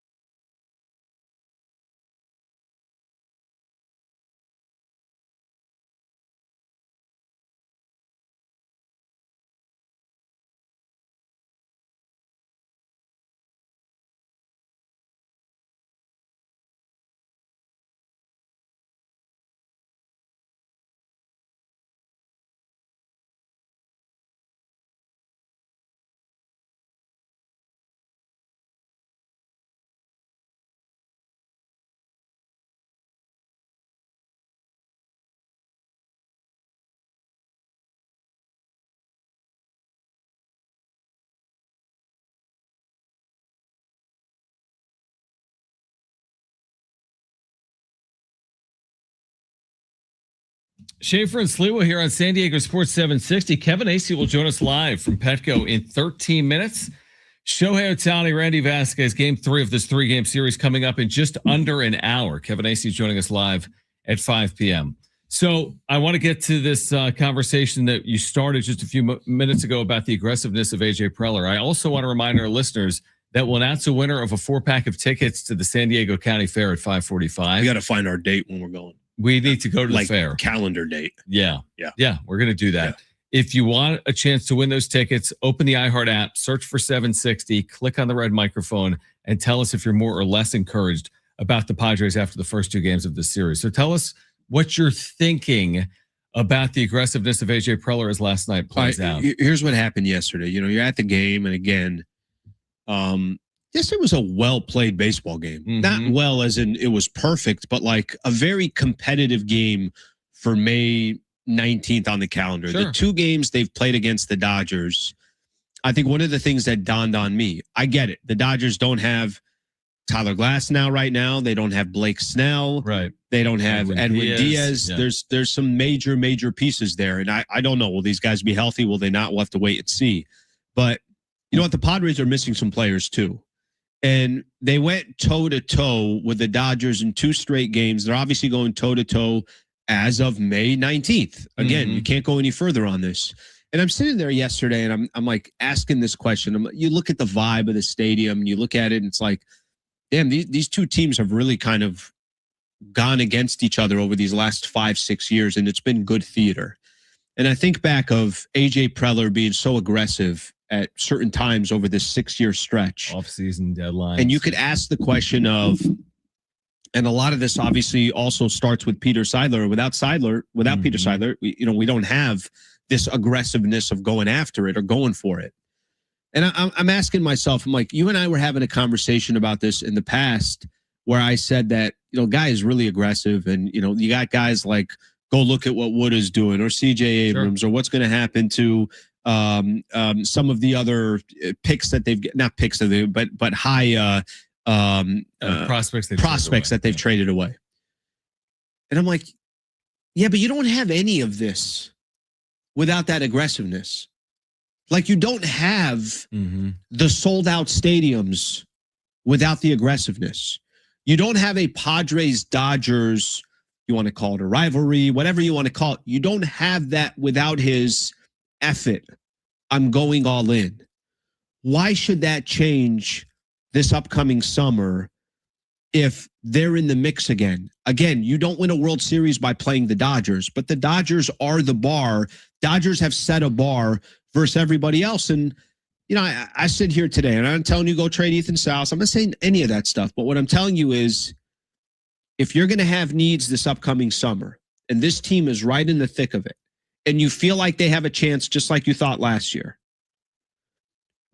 why would you stop what you've already, this window, if you want to call it? At one point, this window is going to be closed. It's certainly not closed today. Dawned on me, like, yeah, you're going to have to continue to be as aggressive as you possibly can because it's probably the only way for you to break through. A couple of things. It's interesting you say that because I've always been inclined to lean or go down that path with AJ Preller. It's one of the traits I actually really like about him. Like, what's the saying about like a leopard? It doesn't change its spots. I don't expect AJ Preller to change just because the year has changed or it hasn't worked to the full championship extent. But to your point, he's kept them relevant and he's kept them in the conversation and he's put them in a position to get into the postseason and have a shot. So there's that element to it. And here's the thing about a player like Salas. And I'm not saying go trade him. And I'm not saying I want him traded. But I'm saying look no further to the actions of this man. It's the same person. He traded away just as big of a prospect 9 months ago. A bigger prospect. In Leo DeVries. Now that's maybe arguable, but a massive prospect. It's not the only huge prospect he's traded away, to your point. And I would make that trade again, the trade they made for Juan Soto. CJ Abrams has 40-something RBIs right now, okay? There isn't a middle infielder in baseball that has the same number of RBIs as CJ Abrams. But to win at the highest level, you've heard me make 40? This point. It's like 40? 42, Jesus, I think. Lord. He's like 4th in the league. Oh, God, don't tell me that. I was fine with my points without knowing their stats. But to win at the highest level, you need to be able to risk at the highest level as well. They've done all this trying over the years. It hasn't worked. I don't know if it's going to work under Preller or not, but I don't have a problem pursuing it until the nth degree. And if it involves trading Ethan Salas, guess what? It involves trading Ethan Salas. He wouldn't be the first prospect they traded away in a pursuit of winning a World Series. Yeah, and this is the challenge that the Padres are in as well. We've talked about this. This is one of my frustrations with Major League Baseball. Not all teams are created equal. Mm-hmm. Not all markets are created equal. Clearly, financially, things aren't equal in baseball. And unfortunately, the Padres have to act like this to hang. Like, think about that for a second. It's the truth. They have to make some crazy decisions in order to be into the mix, and their hope is that enough crazy decisions will work in their favor. And up to this point, it hasn't. Now, that doesn't mean that, like you said, if you ask any San Diego Padre fan out there, would you just say to yourself, you know what, I wish they didn't sign these big contracts. I wish they didn't trade for these players because I wish they just worked through the farm system. You'll see what you have that would be at Petco Park. It's obviously a much different story. The conversation about the Padres, there would be nothing really to talk about on a national perspective. But they have to be a little wild based on how do you hang with the Dodgers? Can you do it in this? There are other ways to do it, but this is A.J. Preller's way to do it. And whether it's right or it's wrong, this is clearly the path that he's taken to say, this is the only way that I can possibly give my team a chance to go win a World Series. You're a poker player because you've referenced it. You've played poker before with buddies? Yeah. Friends, but buddies. You've never sat at a table truly where everything is on the line, right? You'd play limit poker. People bring $100 with them. They bring $50 with them. You've never sat at a poker table, presumably, right, with a job on the line, a house on the line. AJ Preller, it's not cliche to say it is so damn atypical of general managers in professional American sports to think about the consequences as it relates to their job as they make moves with their organization. He operates without that level of fear. That is rare. When people say he has chips in the middle of the table or he's all in or it's no limit, I truly do believe that from his perspective. That fearlessness is what is necessary, to your point, to put you in the conversation to one day do it. I honestly believe that. It's taken me a long time to get there with Preller. I've had highs and lows with him. I've changed my tune over the years. I think the aggressive nature of him as an individual and as a general manager ultimately sinks the whole thing down, but you have to be willing to allow that to occur for the promise of actually winning it. That's where I think he is. That's what I appreciate about it. If all you're worried about is Ethan Salas in 2032, then okay. I'm not going to tell you that's problematic, but I'm saying, you know what? I understand the idea that to win a World Series, maybe we're going to have to do it by trading away Leo DeVries or Ethan Salas or James Wood or CJ Abrams. And they come, those players and those prospects. And by the way, they remain competitive at the major league level as he trades those chips away. You know the saying, scared money don't make money? Yeah, exactly. It's what it is. And that is A.J. Preller to a different extent and to a different degree. There will come a time where the credit cards due. So of course. And this franchise will eventually have to probably start over and start from scratch. And when that day comes, then you could start. That's going to be the moment where you can say, okay, let's sell. Okay, let's now work back our farm system. Exactly. Now let's figure out. And by the way, that could be without A.J. Preller here. Like there's going to come a day where philosophically you could keep going back to that casino and it will fold. You can't do it anymore. But I think you're already so far in, and they've continued to be competitive enough. Listen, again, we go back to it, and like you just mentioned, they're in the hunt. In the hunt. And they've been in the hunt since 2020. There's some praise to that. And there's a lot of franchises. One of the biggest compliments I got about the Padres when I was in LA was a lot of franchises, including in the NL West, would say, bro, look at the Dodgers. This ain't our window. Get the hell out of this window. This isn't our window. And instead, Peter Seidler and A.J. Preller said, we don't care. It's your window. We're going to try to come after you. That's and what did San Diego do to kind of complement that? They said, all right, we're going to ride with you. And that's what the city has done. And guess what? If they're 60-42 at the deadline, watch out. There'll be a slew of moves, even with them being 18 games over 500 in the attempt to win a World Series. Kevin Acee on the other side, getting us ready for Game 3. Our Padres insider from Petco joins us next on Schaefer and Sliwa, San Diego Sports 760, live on the iHeartRadio app.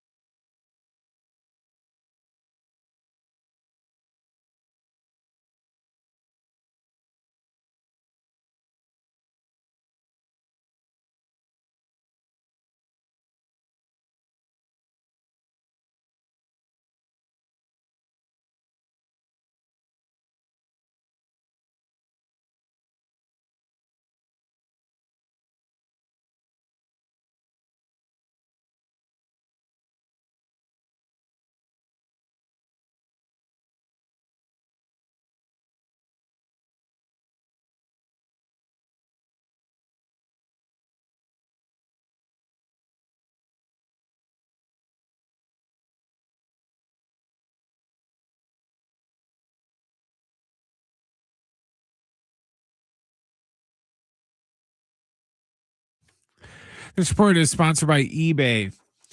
The Padres and Dodgers are getting set for Game 3 of their series downtown at Petco Park. It's going to be Shohei Ohtani going for LA and Randy Vasquez going for the Friars. First pitch is set for 5:40 tonight, not the usual 6:40. In NFL news, Aaron Rodgers told the media today that he plans to retire after the 2026 season. And we have Game 2 of the Western Conference Finals between the Spurs and the Thunder tonight at 5:30. And We got updated news. De'Aaron Fox has been ruled out now for San Antonio. eBay is home to millions of finds, and each one becomes part of your story, from your favorite vintage band tee to the dream car you've been searching for, or the foul ball you heroically gave away. It's all there on eBay. eBay, things people love.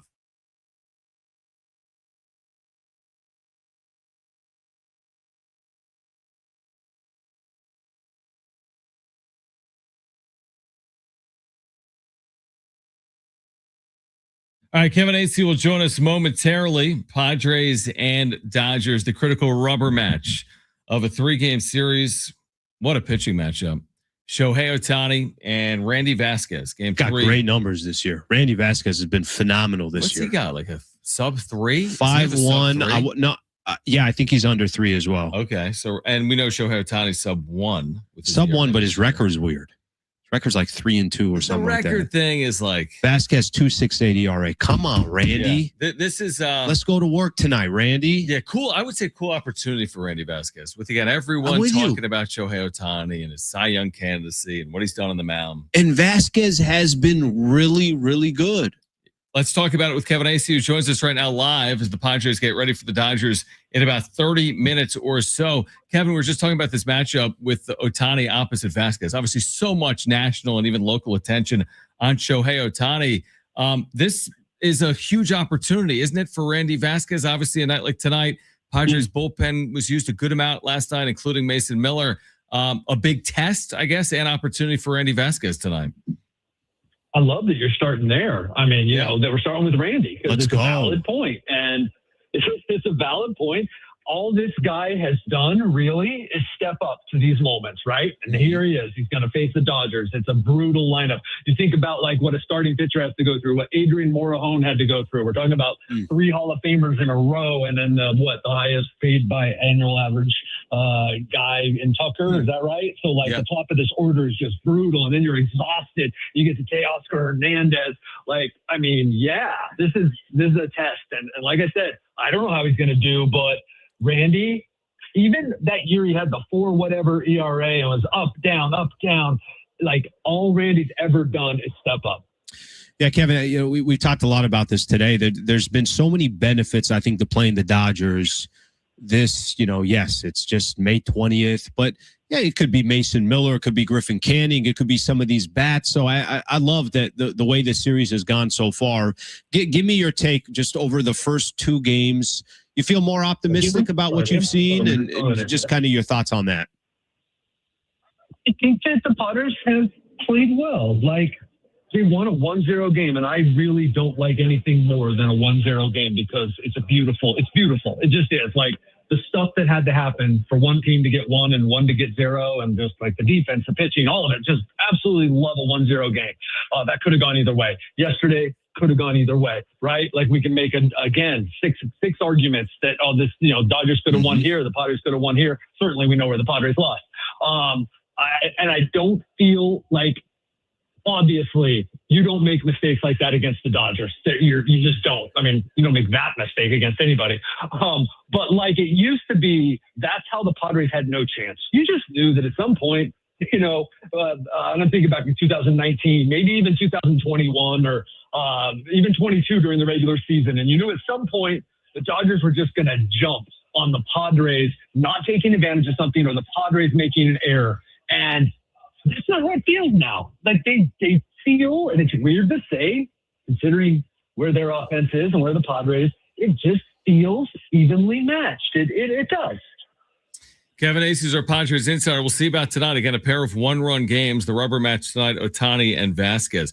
I think you were there last night when Manny Machado said something along the lines of, there'll be a point when me and Toddy and Merrill, or he referenced, right, those players carrying the team, because right now it's been more of Ty France and Gavin Sheets and Miguel Andujar. Is it becoming harder and harder to believe that as these games play out? At what point does that become less realistic, or is it still realistic on May 20th? I think that's a fair question, and I think about it all the time, actually, because it is only May, and I have to remind myself of that. But like, just because something hasn't happened before doesn't mean it's not going to happen now. And by that, I mean, just because Manny has always hit doesn't mean he always will. But baseball, unlike any other sport, maybe unlike a lot of things, like history is an indicator of what's going to happen in the future. And I'll believe in Manny Machado, that he's going to come around, that he's at least going to give you a solid month and a half, and that's going to bring his numbers up. But that month and a half is going to be off the charts until he doesn't. And the other day I was talking with somebody who knows this game really well and been in the game a long time, and he pointed out, you don't know a guy's too old until it happened. And maybe that, but I'm going to believe in Manny Machado until until it's past. But it's a valid question, guys. We're at May 20th. Yeah, this is, I have different levels. I have concerned, and then worrisome is worse than concerned. And I don't think it's worrisome yet. It's concerning. Kevin, I was telling, I was at the game yesterday too, and I was telling John, we were kind of walking through that final at bat from Tatis, 2 outs, it's 5-4. Everybody stands up. You still, whether Tatis has a home run or not, I still feel like, from a crowd perspective, there is this hope. And it's like that name does say Tatis. What just kind of can walk me through just your perspective of that situation? It didn't take very long for him to ground out and the game was over. But I just thought it was a kind of an interesting, it was interesting to see everybody's reaction, even though the man has still yet to hit a home run this year. Yeah, I thought I'd be interested to hear what you've heard and felt out in the crowd. You can tell me later. You don't have to, probably I've already talked about it, so don't do it now. But I'd be very interested in that, because I thought that, I almost thought there were times last night the crowd was trying to love Tatis into being that guy. You summed it up well. I really don't need to waste any more time because I thought your thoughts were kind of my thoughts at the time, and as I look back on it, but I there've been some positive signs, but then of course that was a 104 mile an hour ground out, which is the typical Tatis at bat now. So I just don't know, guys. This is crazy. This is getting crazy with him. It is. We had Dan Szymborski, Kevin, who's an analytics guy at FanGraphs. I think he came up with the ZiPS projections. I always say that. I don't even know if it's true because he has a Z in his last name, and I like saying it. And he was even, I led him down the path of is someone that has hit 40 home runs in his career, and I know that was forever ago, I recognize it, but for a player to have had a 40 home run season, to then go 48 consecutive games within any one season without homering, let alone the start of the season, is that unprecedented? And yeah, he was kind of the projection still suggested FanGraphs from here on out, he would hit 15 to 20 home runs. I'm sorry, Kevin, maybe I'll be proven wrong. I don't see it. Do you? Do you see him finding that stroke at some point and hitting 15 plus home runs? Yes, because he's been that guy. When I say that, once he gets in a groove, then it's there. Yep. And I mean, I'm not a genius. I'm not a hitting coach. I'm not an analytics guy. I dabble in all of them except genius part. What I see though with my eyes and what I know from having done this a long time, I just don't think that he's lost that. I know that analytics is when they project and stuff, that doesn't take a human factor in, I don't think. But I think both analytically, I think it makes sense. And then I think also if you think about it, he's got 10 to 15 in there. That's really not that big of a deal. Right now, it's impossible to think that. I would remind fans, when they were 2-5, it was impossible to think they'd ever be 11 games over. Back when they were in Milwaukee, it felt oh my gosh, you mean the Mariners are coming up with those pitchers? And this game is wild, and it just takes swings. And Tatis is fully capable of a wild swing. Kevin, what's been your initial thoughts on the Dodgers? Just kind of seeing them from the other side, obviously getting an opportunity to see Yamamoto. Yes, they're missing, a handful of some of their key players as well, but just seeing what the competition looks like. Well, what my number one takeaway is, I'm watching Shohei Ohtani run the bases. I'm watching him bat 4 or 5 times, steal bases or try to, doubles.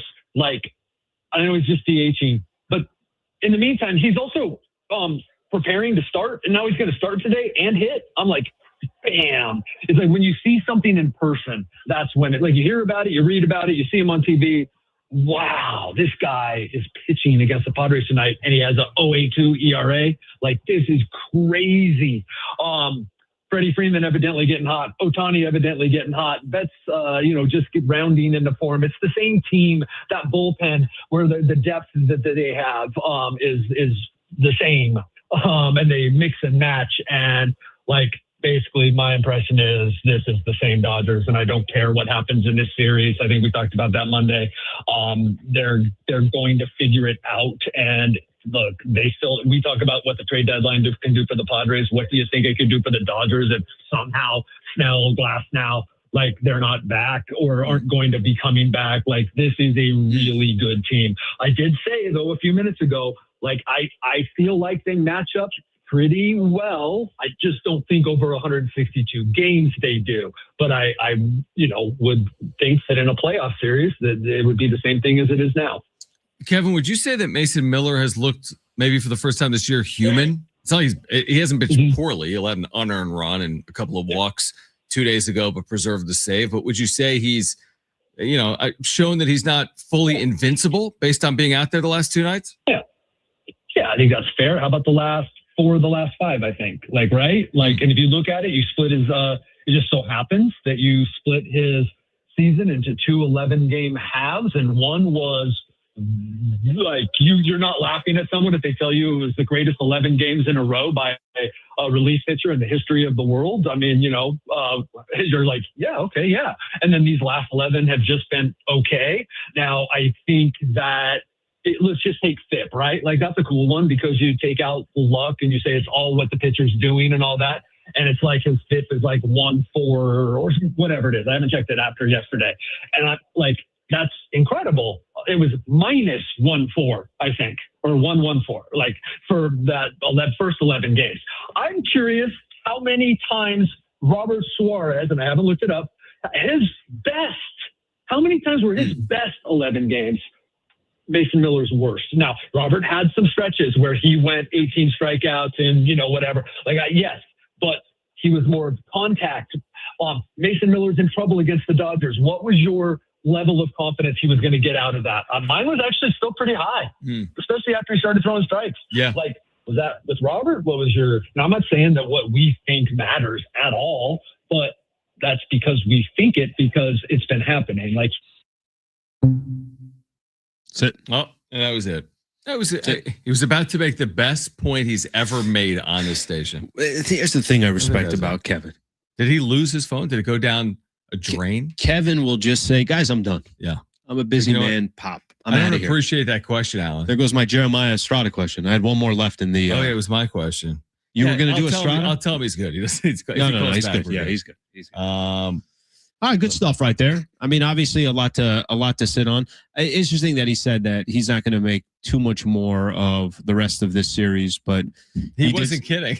He did say he's just not going to make anything of it. He's not even going to go to the game. He's just done. He's gone. All right. That was interesting. Hit us up in the talkback, Mike.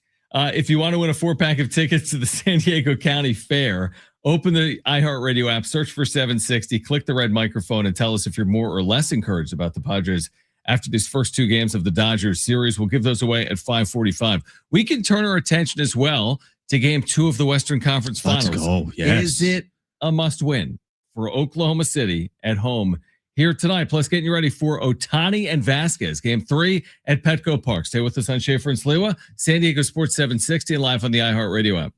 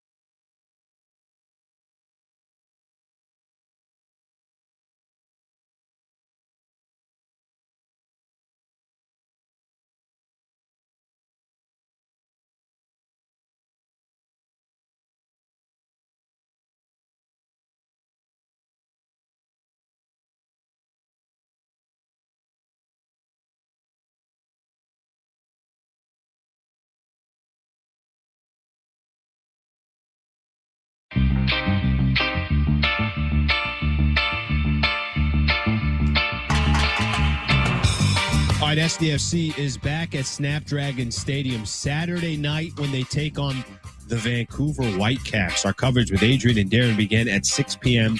on your home for SDFC, San Diego Sports 760. Of course, last time SDFC played, you and I were both devastated like every other San Diegan as they got a shot to win that game against Cincinnati, give up a goal in the last 10 seconds of the match. And by the way, after that game on Saturday, you won't see SDFC play a game for 50 days, 5-0.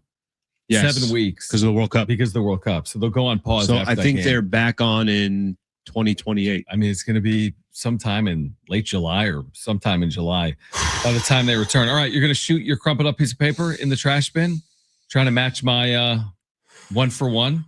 See if you got some Wemby in you. This is from 28 feet. Nope. Are you kidding me? Nope. Wemby would have made it. The trash can's not properly put. No, You no. know, No, that's you know how I make my shots. The trash can is not. It's not properly put there. How the hell did that happen? That's as center as can be. Good segue to tonight. We've spent 2:15, 2:20 on Padres Dodgers. We'll get back to it. I took the coming deep up. breaths too. What's that? I took the deep breaths for the free throw. You ever see those guys when they're taking the free throw? That's Wemby, by the way. That takes like 20 seconds. Giannis takes like 38 seconds to take a free throw, right? Yeah. Isn't it Giannis that does that? Yeah, but that's still short compared to like Karl Malone when he used to shoot. Karl Malone. Now they say you actually have to do it. But anyway, by the way, we're giving away these tickets to the San Diego County Fair at 5:45. So if you want to enter to win them, open the app, search for 760, click on the right talkback mic, and tell us if you feel better or worse about the Padres after the first 2 games of this Dodgers series. It's a must win, right, Alan? I mean, Oklahoma City at home, they're 1-5 now against San Antonio. They lost a heartbreaker. It would have been a heartbreaking loss as well for San Antonio 2 days ago. But there isn't a path forward for Oklahoma City without a win tonight, right? There is, but let's play this out here for a quick second. And there only is because the Thunder are that good. Right. But this is the challenge that they have. So they've played the San Antonio Spurs 6 times this year. 1-5, like you mentioned. Mm-hmm. If they go down 0-2, you're going to be 1-6 against the Spurs and have to win 4 out of 5 in order to beat the San Antonio Spurs. That would be amazing. With, now the disadvantage of home games, it's 3-2. I mean, the whole thing just flips. So I guess, theoretically here, just based off of what we're, saying in the conversation that we're having, I think they do have to win. I think Thunder do win tonight. I do think they tie the series up 1-1. I think this is going to be a long series. De'Aaron Fox is not playing. So maybe this is the theory that you talked about. Like, hey, you already got 1 game. Can you give De'Aaron Fox just another couple days, a little bit more rest to get him as close to 100% as possible for this stretch run? They put a stat up just a moment ago during the pregame show. They showed Chet Holmgren's first game in this series where he had 8 points on 2 of 7 shooting with 8 rebounds. 8 and 8. I'm thinking to myself, Jesus. You're the starting center for Oklahoma City. I don't know if you know who the starting center for San Antonio is. It's Victor Wembanyama. Like, those lines could not be more polar opposite, let alone your 2 eyes in watching that game. Yeah. Like, Chet, you're going to have to do a little more. You don't have to be the 40 and 20 guy, but 2 field goals, you're going to have to do better than that. And you're going to have to put up more. I don't know what the number said, Alan. I didn't look at the box score. I would assume, having watched the game, they had to be minus 20 on the glass. In my mind, they were minus 20. They might not have been. I'm going to look that up. But didn't it feel like they were just dominated on the glass in game 1? This is one of the reasons why, I like San Antonio in this series. Brother, they got dogs. Like, they're going to make Chet's life a living hell.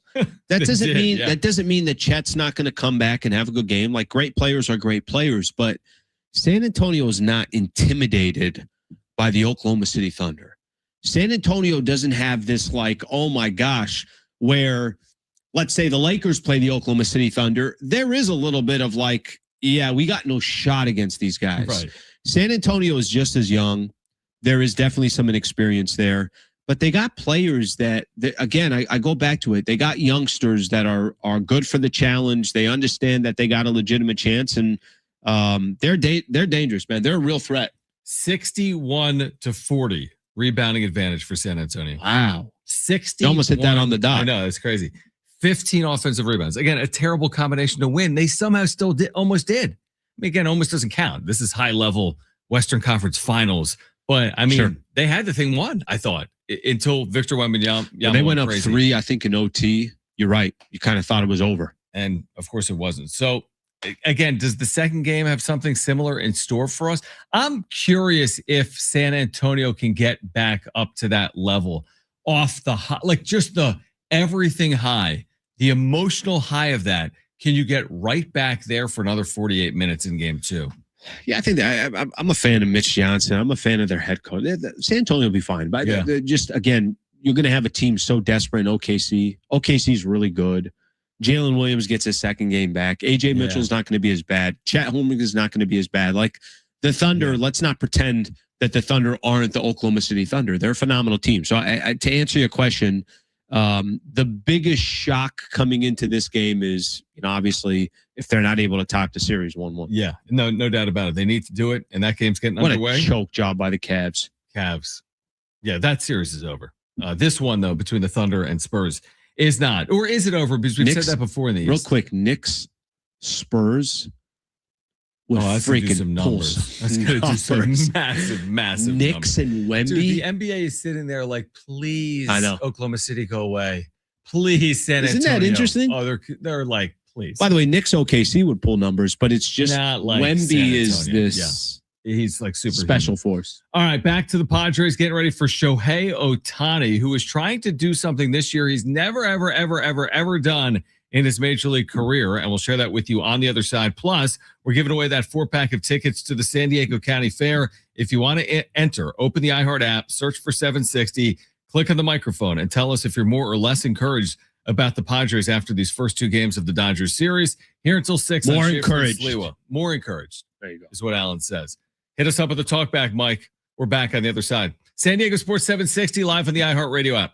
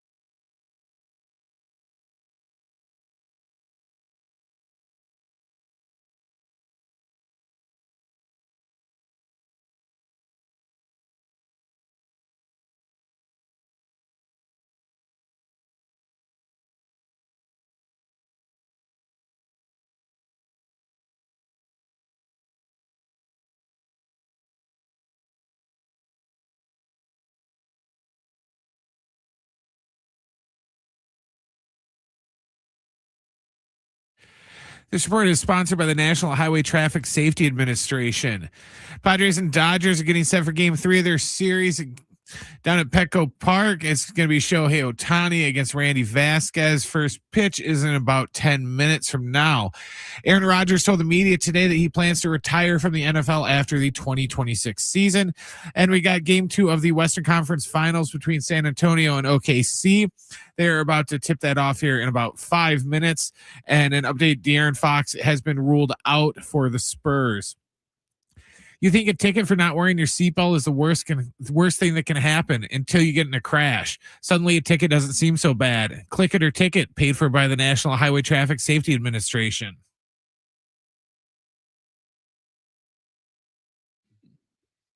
All right, Randy Vasquez, Allen, against Shohei Ohtani. Give me those Vasquez numbers. Can you remember what it said? Yes. What did he was under 1 ERA in his last 2 starts. It was 0.82. 0.82. So exactly as Ohtani so far this season. Yes. Vasquez has been great. He's been great. I mean, listen, we're talking to Kevin Acee until his phone went down a gutter. And talking to Acee, and your first question to him was about Randy Vasquez. He's like, "Hey, love that. I like that. That's how you want to start."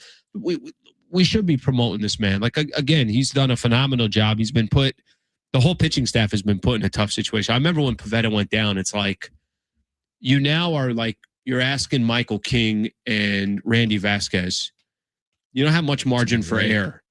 Now, you just assume Michael King is going to do that. Vasquez, yes, a lot of people were very confident about Vasquez coming into the season, but there's a piece of you that's like, okay, well, you're still Randy Vasquez. He's changing the tune in his name. He's got a matchup against the Dodger team that you can't, there's no margin for error. You can't rest. Just when you get rid of somebody and you feel like, oh, I got a deep breath, it's like, no, there's Will Smith coming, or there's Andy Paz coming. There's always somebody there. I'm excited to see what he does tonight. Yeah, because listen, I mean, is Randy Vasquez winning the Cy Young this year? Let me answer that. No, it's extremely unlikely. Now, the person he's facing tonight, Shohei Ohtani, is firmly in the conversation 2 months in. The one thing he's never done, 4-time MVP, former Rookie of the Year, 5-time All-Star, 2-time World Series champ, 4-time Silver Slugger. I should stop. Yeah. No. Now he hasn't been a World Series MVP, has he? But the guy's done everything, but he hasn't won a Cy Young. Now it's gonna be very hard to do. He's probably gonna make something like 23 starts as opposed to 30 starts because they pitch him every week. Right. But if he actually were able to do this for a year, have a 1.15 or 1.25 type ERA, he's got a 0.82 right now, he'd probably be in the conversation. So he has elevated on the mound, which is amazing to say because his career numbers on the mound are actually really good. Now, the headlines you mentioned earlier have been the 50 home runs, the 50 stolen bases, the power. But this guy's career numbers on the mound, he's got a sub-3 career ERA. He's got a 0.82 this year. It's like the one, I don't even know if it's a missing resume piece, but I'm telling you, if he wins a Cy Young to go along with everything else this guy's accomplished, I got nothing. Then it's like, what else can you say? Right? It's the one thing. I don't know if we'll do it. There's something about, I'll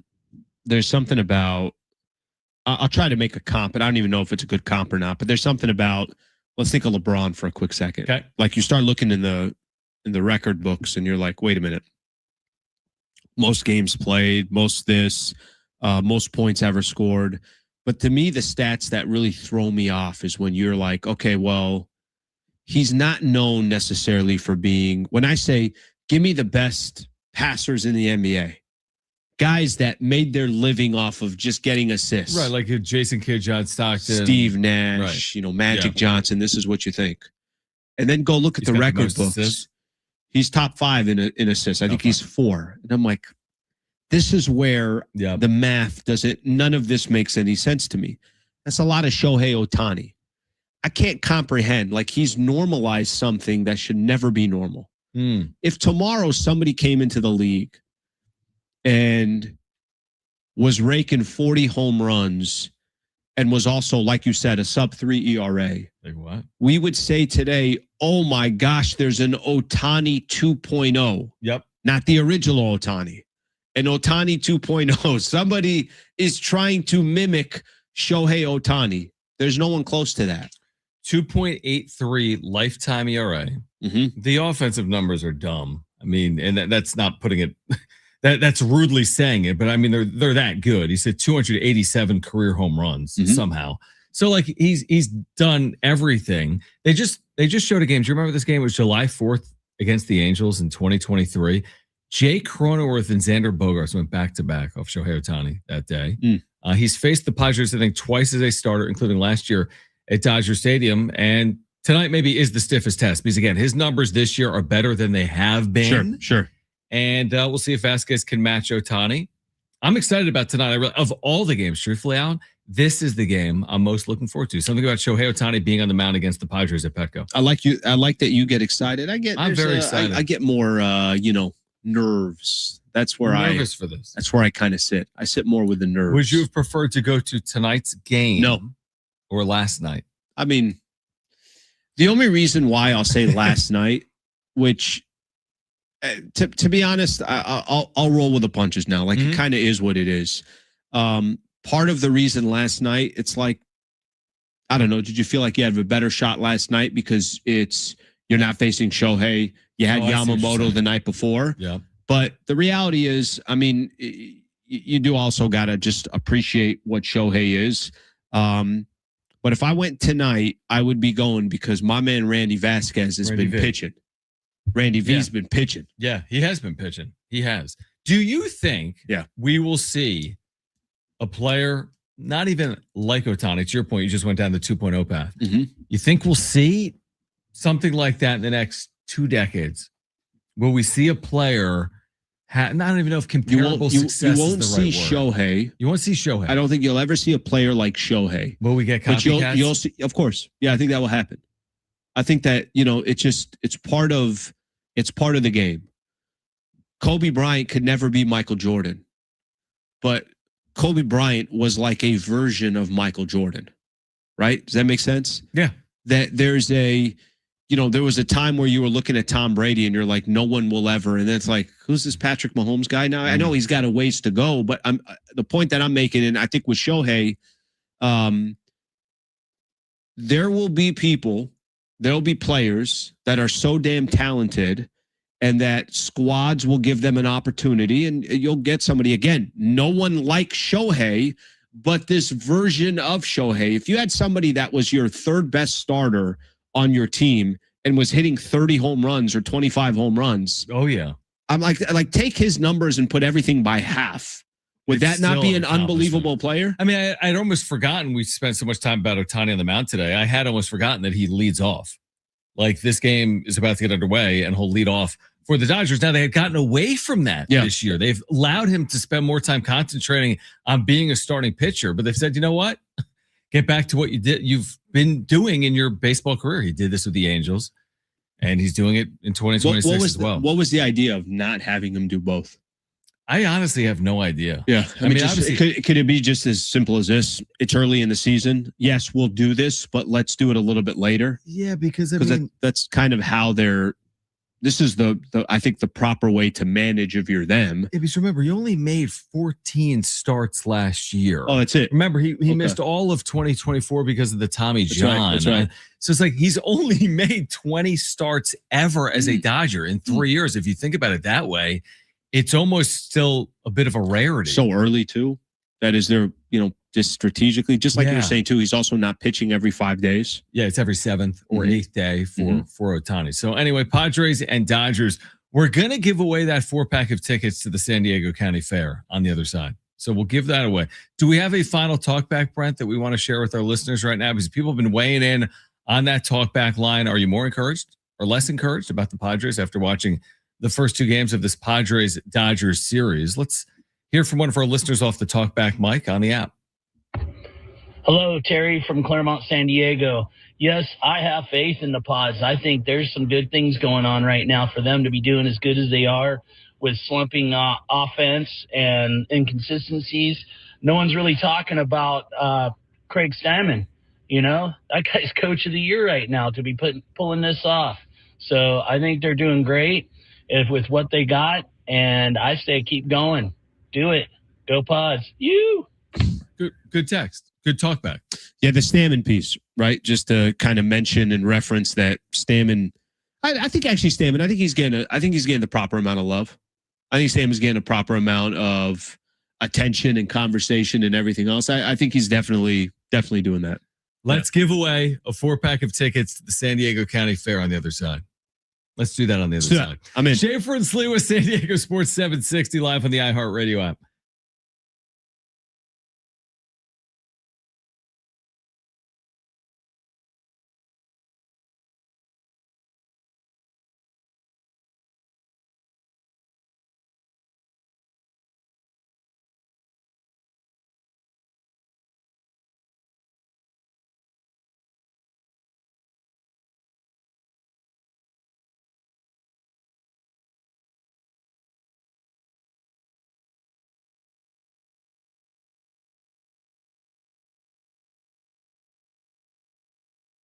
All right, hey guys, it is Schaefer again for my friends at the all-new Jamul Casino Resort, the Players Place.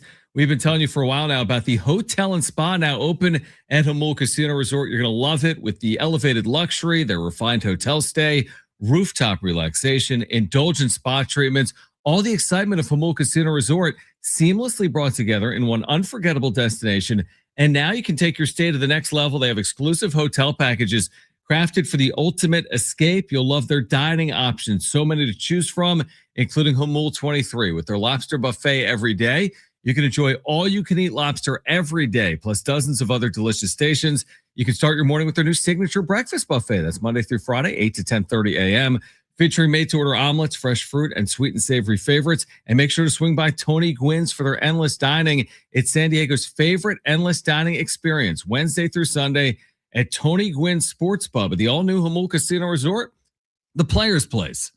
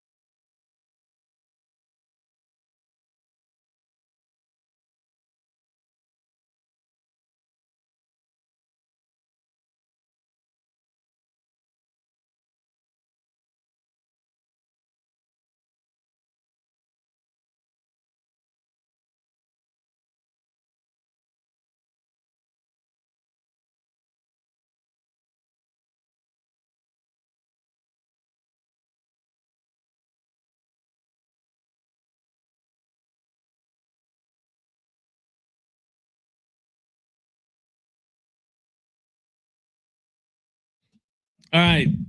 Padres Dodgers underway, Spurs and Thunder underway. And would you believe, and I think you would, that Shohei Ohtani pitching tonight against the Padres and leading off took the first pitch thrown by Randy Vasquez and deposited over the right center field wall just out past the outstretched arm of Jackson Merrill. And that's how the Dodgers got on board. just. How far would you say? Because you saw that second replay when I was doing that. An inch or two out of his reach? A few inches, yeah. Few inches. And this isn't because Jackson Merrill mistimed something. You No, can't he get went any higher and stretch as far as Jackson Merrill did to try to bring that one back. But obviously didn't happen. Vasquez got a little bit of traffic right now. He's got to get out of it. Yeah, because again, it's like we spent so much time talking about, well, Ohtani's his numbers on the mound are so good. On one hand, you're like, okay, it's a run, right? But the fact that it's a leadoff home run and you're facing a guy that's been as good as he's been this year on the mound, you wouldn't want to fall behind by much more. It's just how it feels kind of watching it and watching how it's all playing out. I think it's more too. It's for Randy Vasquez. It's so critical. Again, we're talking about this. We've spent a lot of time talking about Randy Vasquez tonight or today, just because there's some weight on his shoulders in this game, and you want to see how a player reacts to that. It's going to be important for Randy Vasquez to react to that. It's one run. Now the question is going to be for Randy Vasquez. How does he react? How does he react after? I'll give you a good example. Griffin Canning yesterday gives up that 2-run homer to Freddie Freeman. He was great the rest of the game. He was. He had 3 runs against the Dodgers, especially him specifically. I thought that was obviously critical. I thought that was important, and clearly this is going to be something now for Vasquez to figure out. All right, so he gets out of the first inning with a ground ball double play. That is encouraging, but the Dodgers do lead on the Ohtani home run. Very encouraging because he had 2 on. He's trying to get out of a headache. That's a big time. That's a big time pitch for Randy Vasquez. And Ohtani is now back to Ohtani on the mound with that solo home run. They're underway tonight in Oklahoma City, where midway through the first quarter, the Spurs are leading the Thunder 10-9. So another good sport night. When I was watching, got to get these. We got. Yeah, I need these dual screen. Not even just a dual screen, but it's like the first game, Padres and the Dodgers with Michael King and Yamamoto. Yeah. As that game is like, you can't miss a pitch. It's a 1-0 game. The Western this freaking like double overtime. And that's how I feel. That's how I feel tonight as well. Last night, I don't know. Is it just me? I just don't care as much about the Eastern Conference Final. They both went to overtime. They're both to play for the NBA Finals. It's exciting. It's MSG. You have stars certainly on the Knicks and honestly on the Cavs. Yes, but I can't get myself to say it's as compelling for some reason. I think it's the entire Eastern Conference. Like, I think you could have. Let's say I said pick any 2 teams out of the East that you want. Detroit wouldn't have been any better. I don't think you would have all of a sudden got up and said, I'm excited Boston, about that. Detroit, would I be thrilled about? I think Boston, New York would have been good. Yeah. I don't think they could have faced each other. Maybe Philly. Don't let that get in the way. Maybe Philly, like some of that. Right. Like Boston actually is the answer. Boston would have made the Eastern Conference more exciting. The Eastern Conference Finals. Was it? No, it was 2 years ago they won it, right? 2 years ago, Boston won it? You had Thunder the past year, and the year before that, I think it was Boston. It was Boston. Yeah, I think Denver before that. It's just interesting to me that it feels like for my entire adult life, the Western Conference feels weighted differently than the Eastern Conference. It hasn't always been that way. I know there's been very good teams in the Eastern Conference. Cleveland would come to mind with LeBron James, but it always feels like the true powers, the Golden State's best teams, the Shaq and Kobe Lakers, San Antonio's dynasty, Oklahoma City in recent history. Doesn't it feel like it's always been stacked in the favor of the Western Conference? Yeah, West has been like the I don't know. 30 years? Something you had the stretch of Chicago dominating. Since Chicago, basically. You had the stretch of trying to think here. Maybe even before that, Pistons get a couple, Celtics get a couple, Philly. But yeah, just kind of look at these handful of years. Miami was obviously with LeBron and D-Wade. They get to the finals 4 years in a row. Yeah, that's a good point. A non-NBA conference final and non-Padre Dodgers story today that we briefly touched on, because I don't find it nearly as noteworthy as ESPN wants to make it out to be, is Aaron Rodgers has said after signing with the Steelers on a 1-year deal earlier in the week, he will officially retire at the end of the season. How will football fans and sports fans remember Aaron Rodgers? Will it be for the MVPs, won Super Bowl, his on-field accomplishments, or will it be for more of the theatrics and always needing to be a center of attention over the last 5 or 6 years? Which to me is really, it's that I can't escape how topical he's been over the last 5 or 6 years away from the football field. Yeah, listen, I don't get why he's still such a topic. Maybe I get it in the past. Yep. It made sense in the past. There was a time where he's as good as any quarterback in the entire NFL. You're representing the Green Bay Packers with such a historic brand. No doubt. And you had a Super Bowl under your belt. So I think there was a time where it made sense. At this point, like to go on ESPN, you're right. And the top headlines story. Rodgers says he'll retire this season. This is it. And this is right in the middle of whether you want to say NBA playoffs, hockey playoffs for the kid, like that. That's the story we're running with. Where do you put Rodgers in the, like modern day quarterback includes Tom Brady. Mm-hmm. It includes Patrick Mahomes. It includes Josh Allen. It includes Drew Brees. And that's just to name a few. Like, I think there was a moment in time where people would be like, this might be arguably one of the top 2 quarterbacks or 3 quarterbacks ever. I don't know if history's going to remember him as a top 2 quarterback of all time or a top 3 quarterback. No, you can't. Right? You can if you're 4-time MVP though. Yeah, but what's more important? And I'm not trying to, obviously take something away from a 4-time MVP. I don't remember quarterbacks by MVPs. Yeah, he's only got 1 title. I remember quarterbacks by Super Bowls. Yeah, a lot of disappointing playoff exits. Right? Like just think about that here for a second. I'm going to remember Patrick Mahomes and Joe Montana and obviously Tom Brady, but you go down the list, even some of these quarterbacks. I remember Eli Manning. I'm not telling you, I remember Eli Manning winning 2 Super Bowls. Peyton Manning winning 2 Super Bowls. That's what I remember him for. I don't 2 Super Bowls. I don't remember Aaron. I don't remember as how many MVPs did this guy have. Yeah, make a good point. For a lot of NBA players too, I think it's the same thing. I don't think you necessarily remember most of these guys based off anything other than how many chips did they end up with. Kobe had 5. Jordan had 6. LeBron had 4. That's how you remember these guys. You can't be, in my opinion, a top 2 or 3 quarterback of all time. And then I look at your career playoff record, and I don't even have it in front of me because I've looked it up before, and it's like 500, right? He's like 10-10 or something like that. To me, it's just not good enough because I look at Tom Brady, I look at Patrick Mahomes, I look at Joe Montana. You can't compare what they did in the biggest moments to what Aaron Rodgers did in postseasons. I hope this is one of the last Aaron Rodgers conversations you and I have, my friend. Tomorrow, Aaron Rodgers will join us. Yep. Just kidding. Yep. I'm with you on that. I think that storyline's been obviously so well played out. Tomorrow, by the way, Annie Halbern from the UT will join us. We'll also talk about SDFC's match coming up on Saturday against Vancouver at Snapdragon Stadium. We'll have a guest from Apple TV joining us tomorrow. Vancouver killing it this year too. They've been really good. SDFC could use a win on their way into that World Cup break. This will be their last match before a 7-week hiatus. And then, of course, full reaction to Padres Dodgers on an off day. Yep. Getting ready for a weekend series against the A's. Star Wars weekend at Petco Park against the A's, Friday through Sunday. Star Wars guy? No. Okay, I'm not either. He doesn't even know what it is. I mean, I get the point. They got this things, the Sabres. Not like Buffalo. But I'm probably more with you on that. Like, I'm just not a big. Yeah, I mean, was never like. But you've at least seen them, right? Have you seen them or one of them? I've seen one of them. Yeah, John's never maybe seen 2 of one. them. And everyone's always like, "Oh, you got to watch them." I'm like, "But do I? I don't have 100 hours. Yeah, I mean, I probably do if I really wanted to. But if I had 100 hours, I'd watch something. No, else. you're not doing it. I'd be at like you're not doing it. KenPom.com, looking at college basketball stats. All right.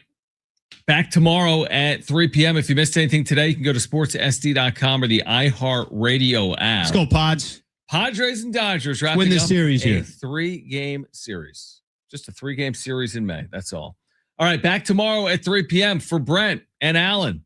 I'm John. This is Schaefer and Sliwa. San Diego Sports 760, live on the iHeartRadio app.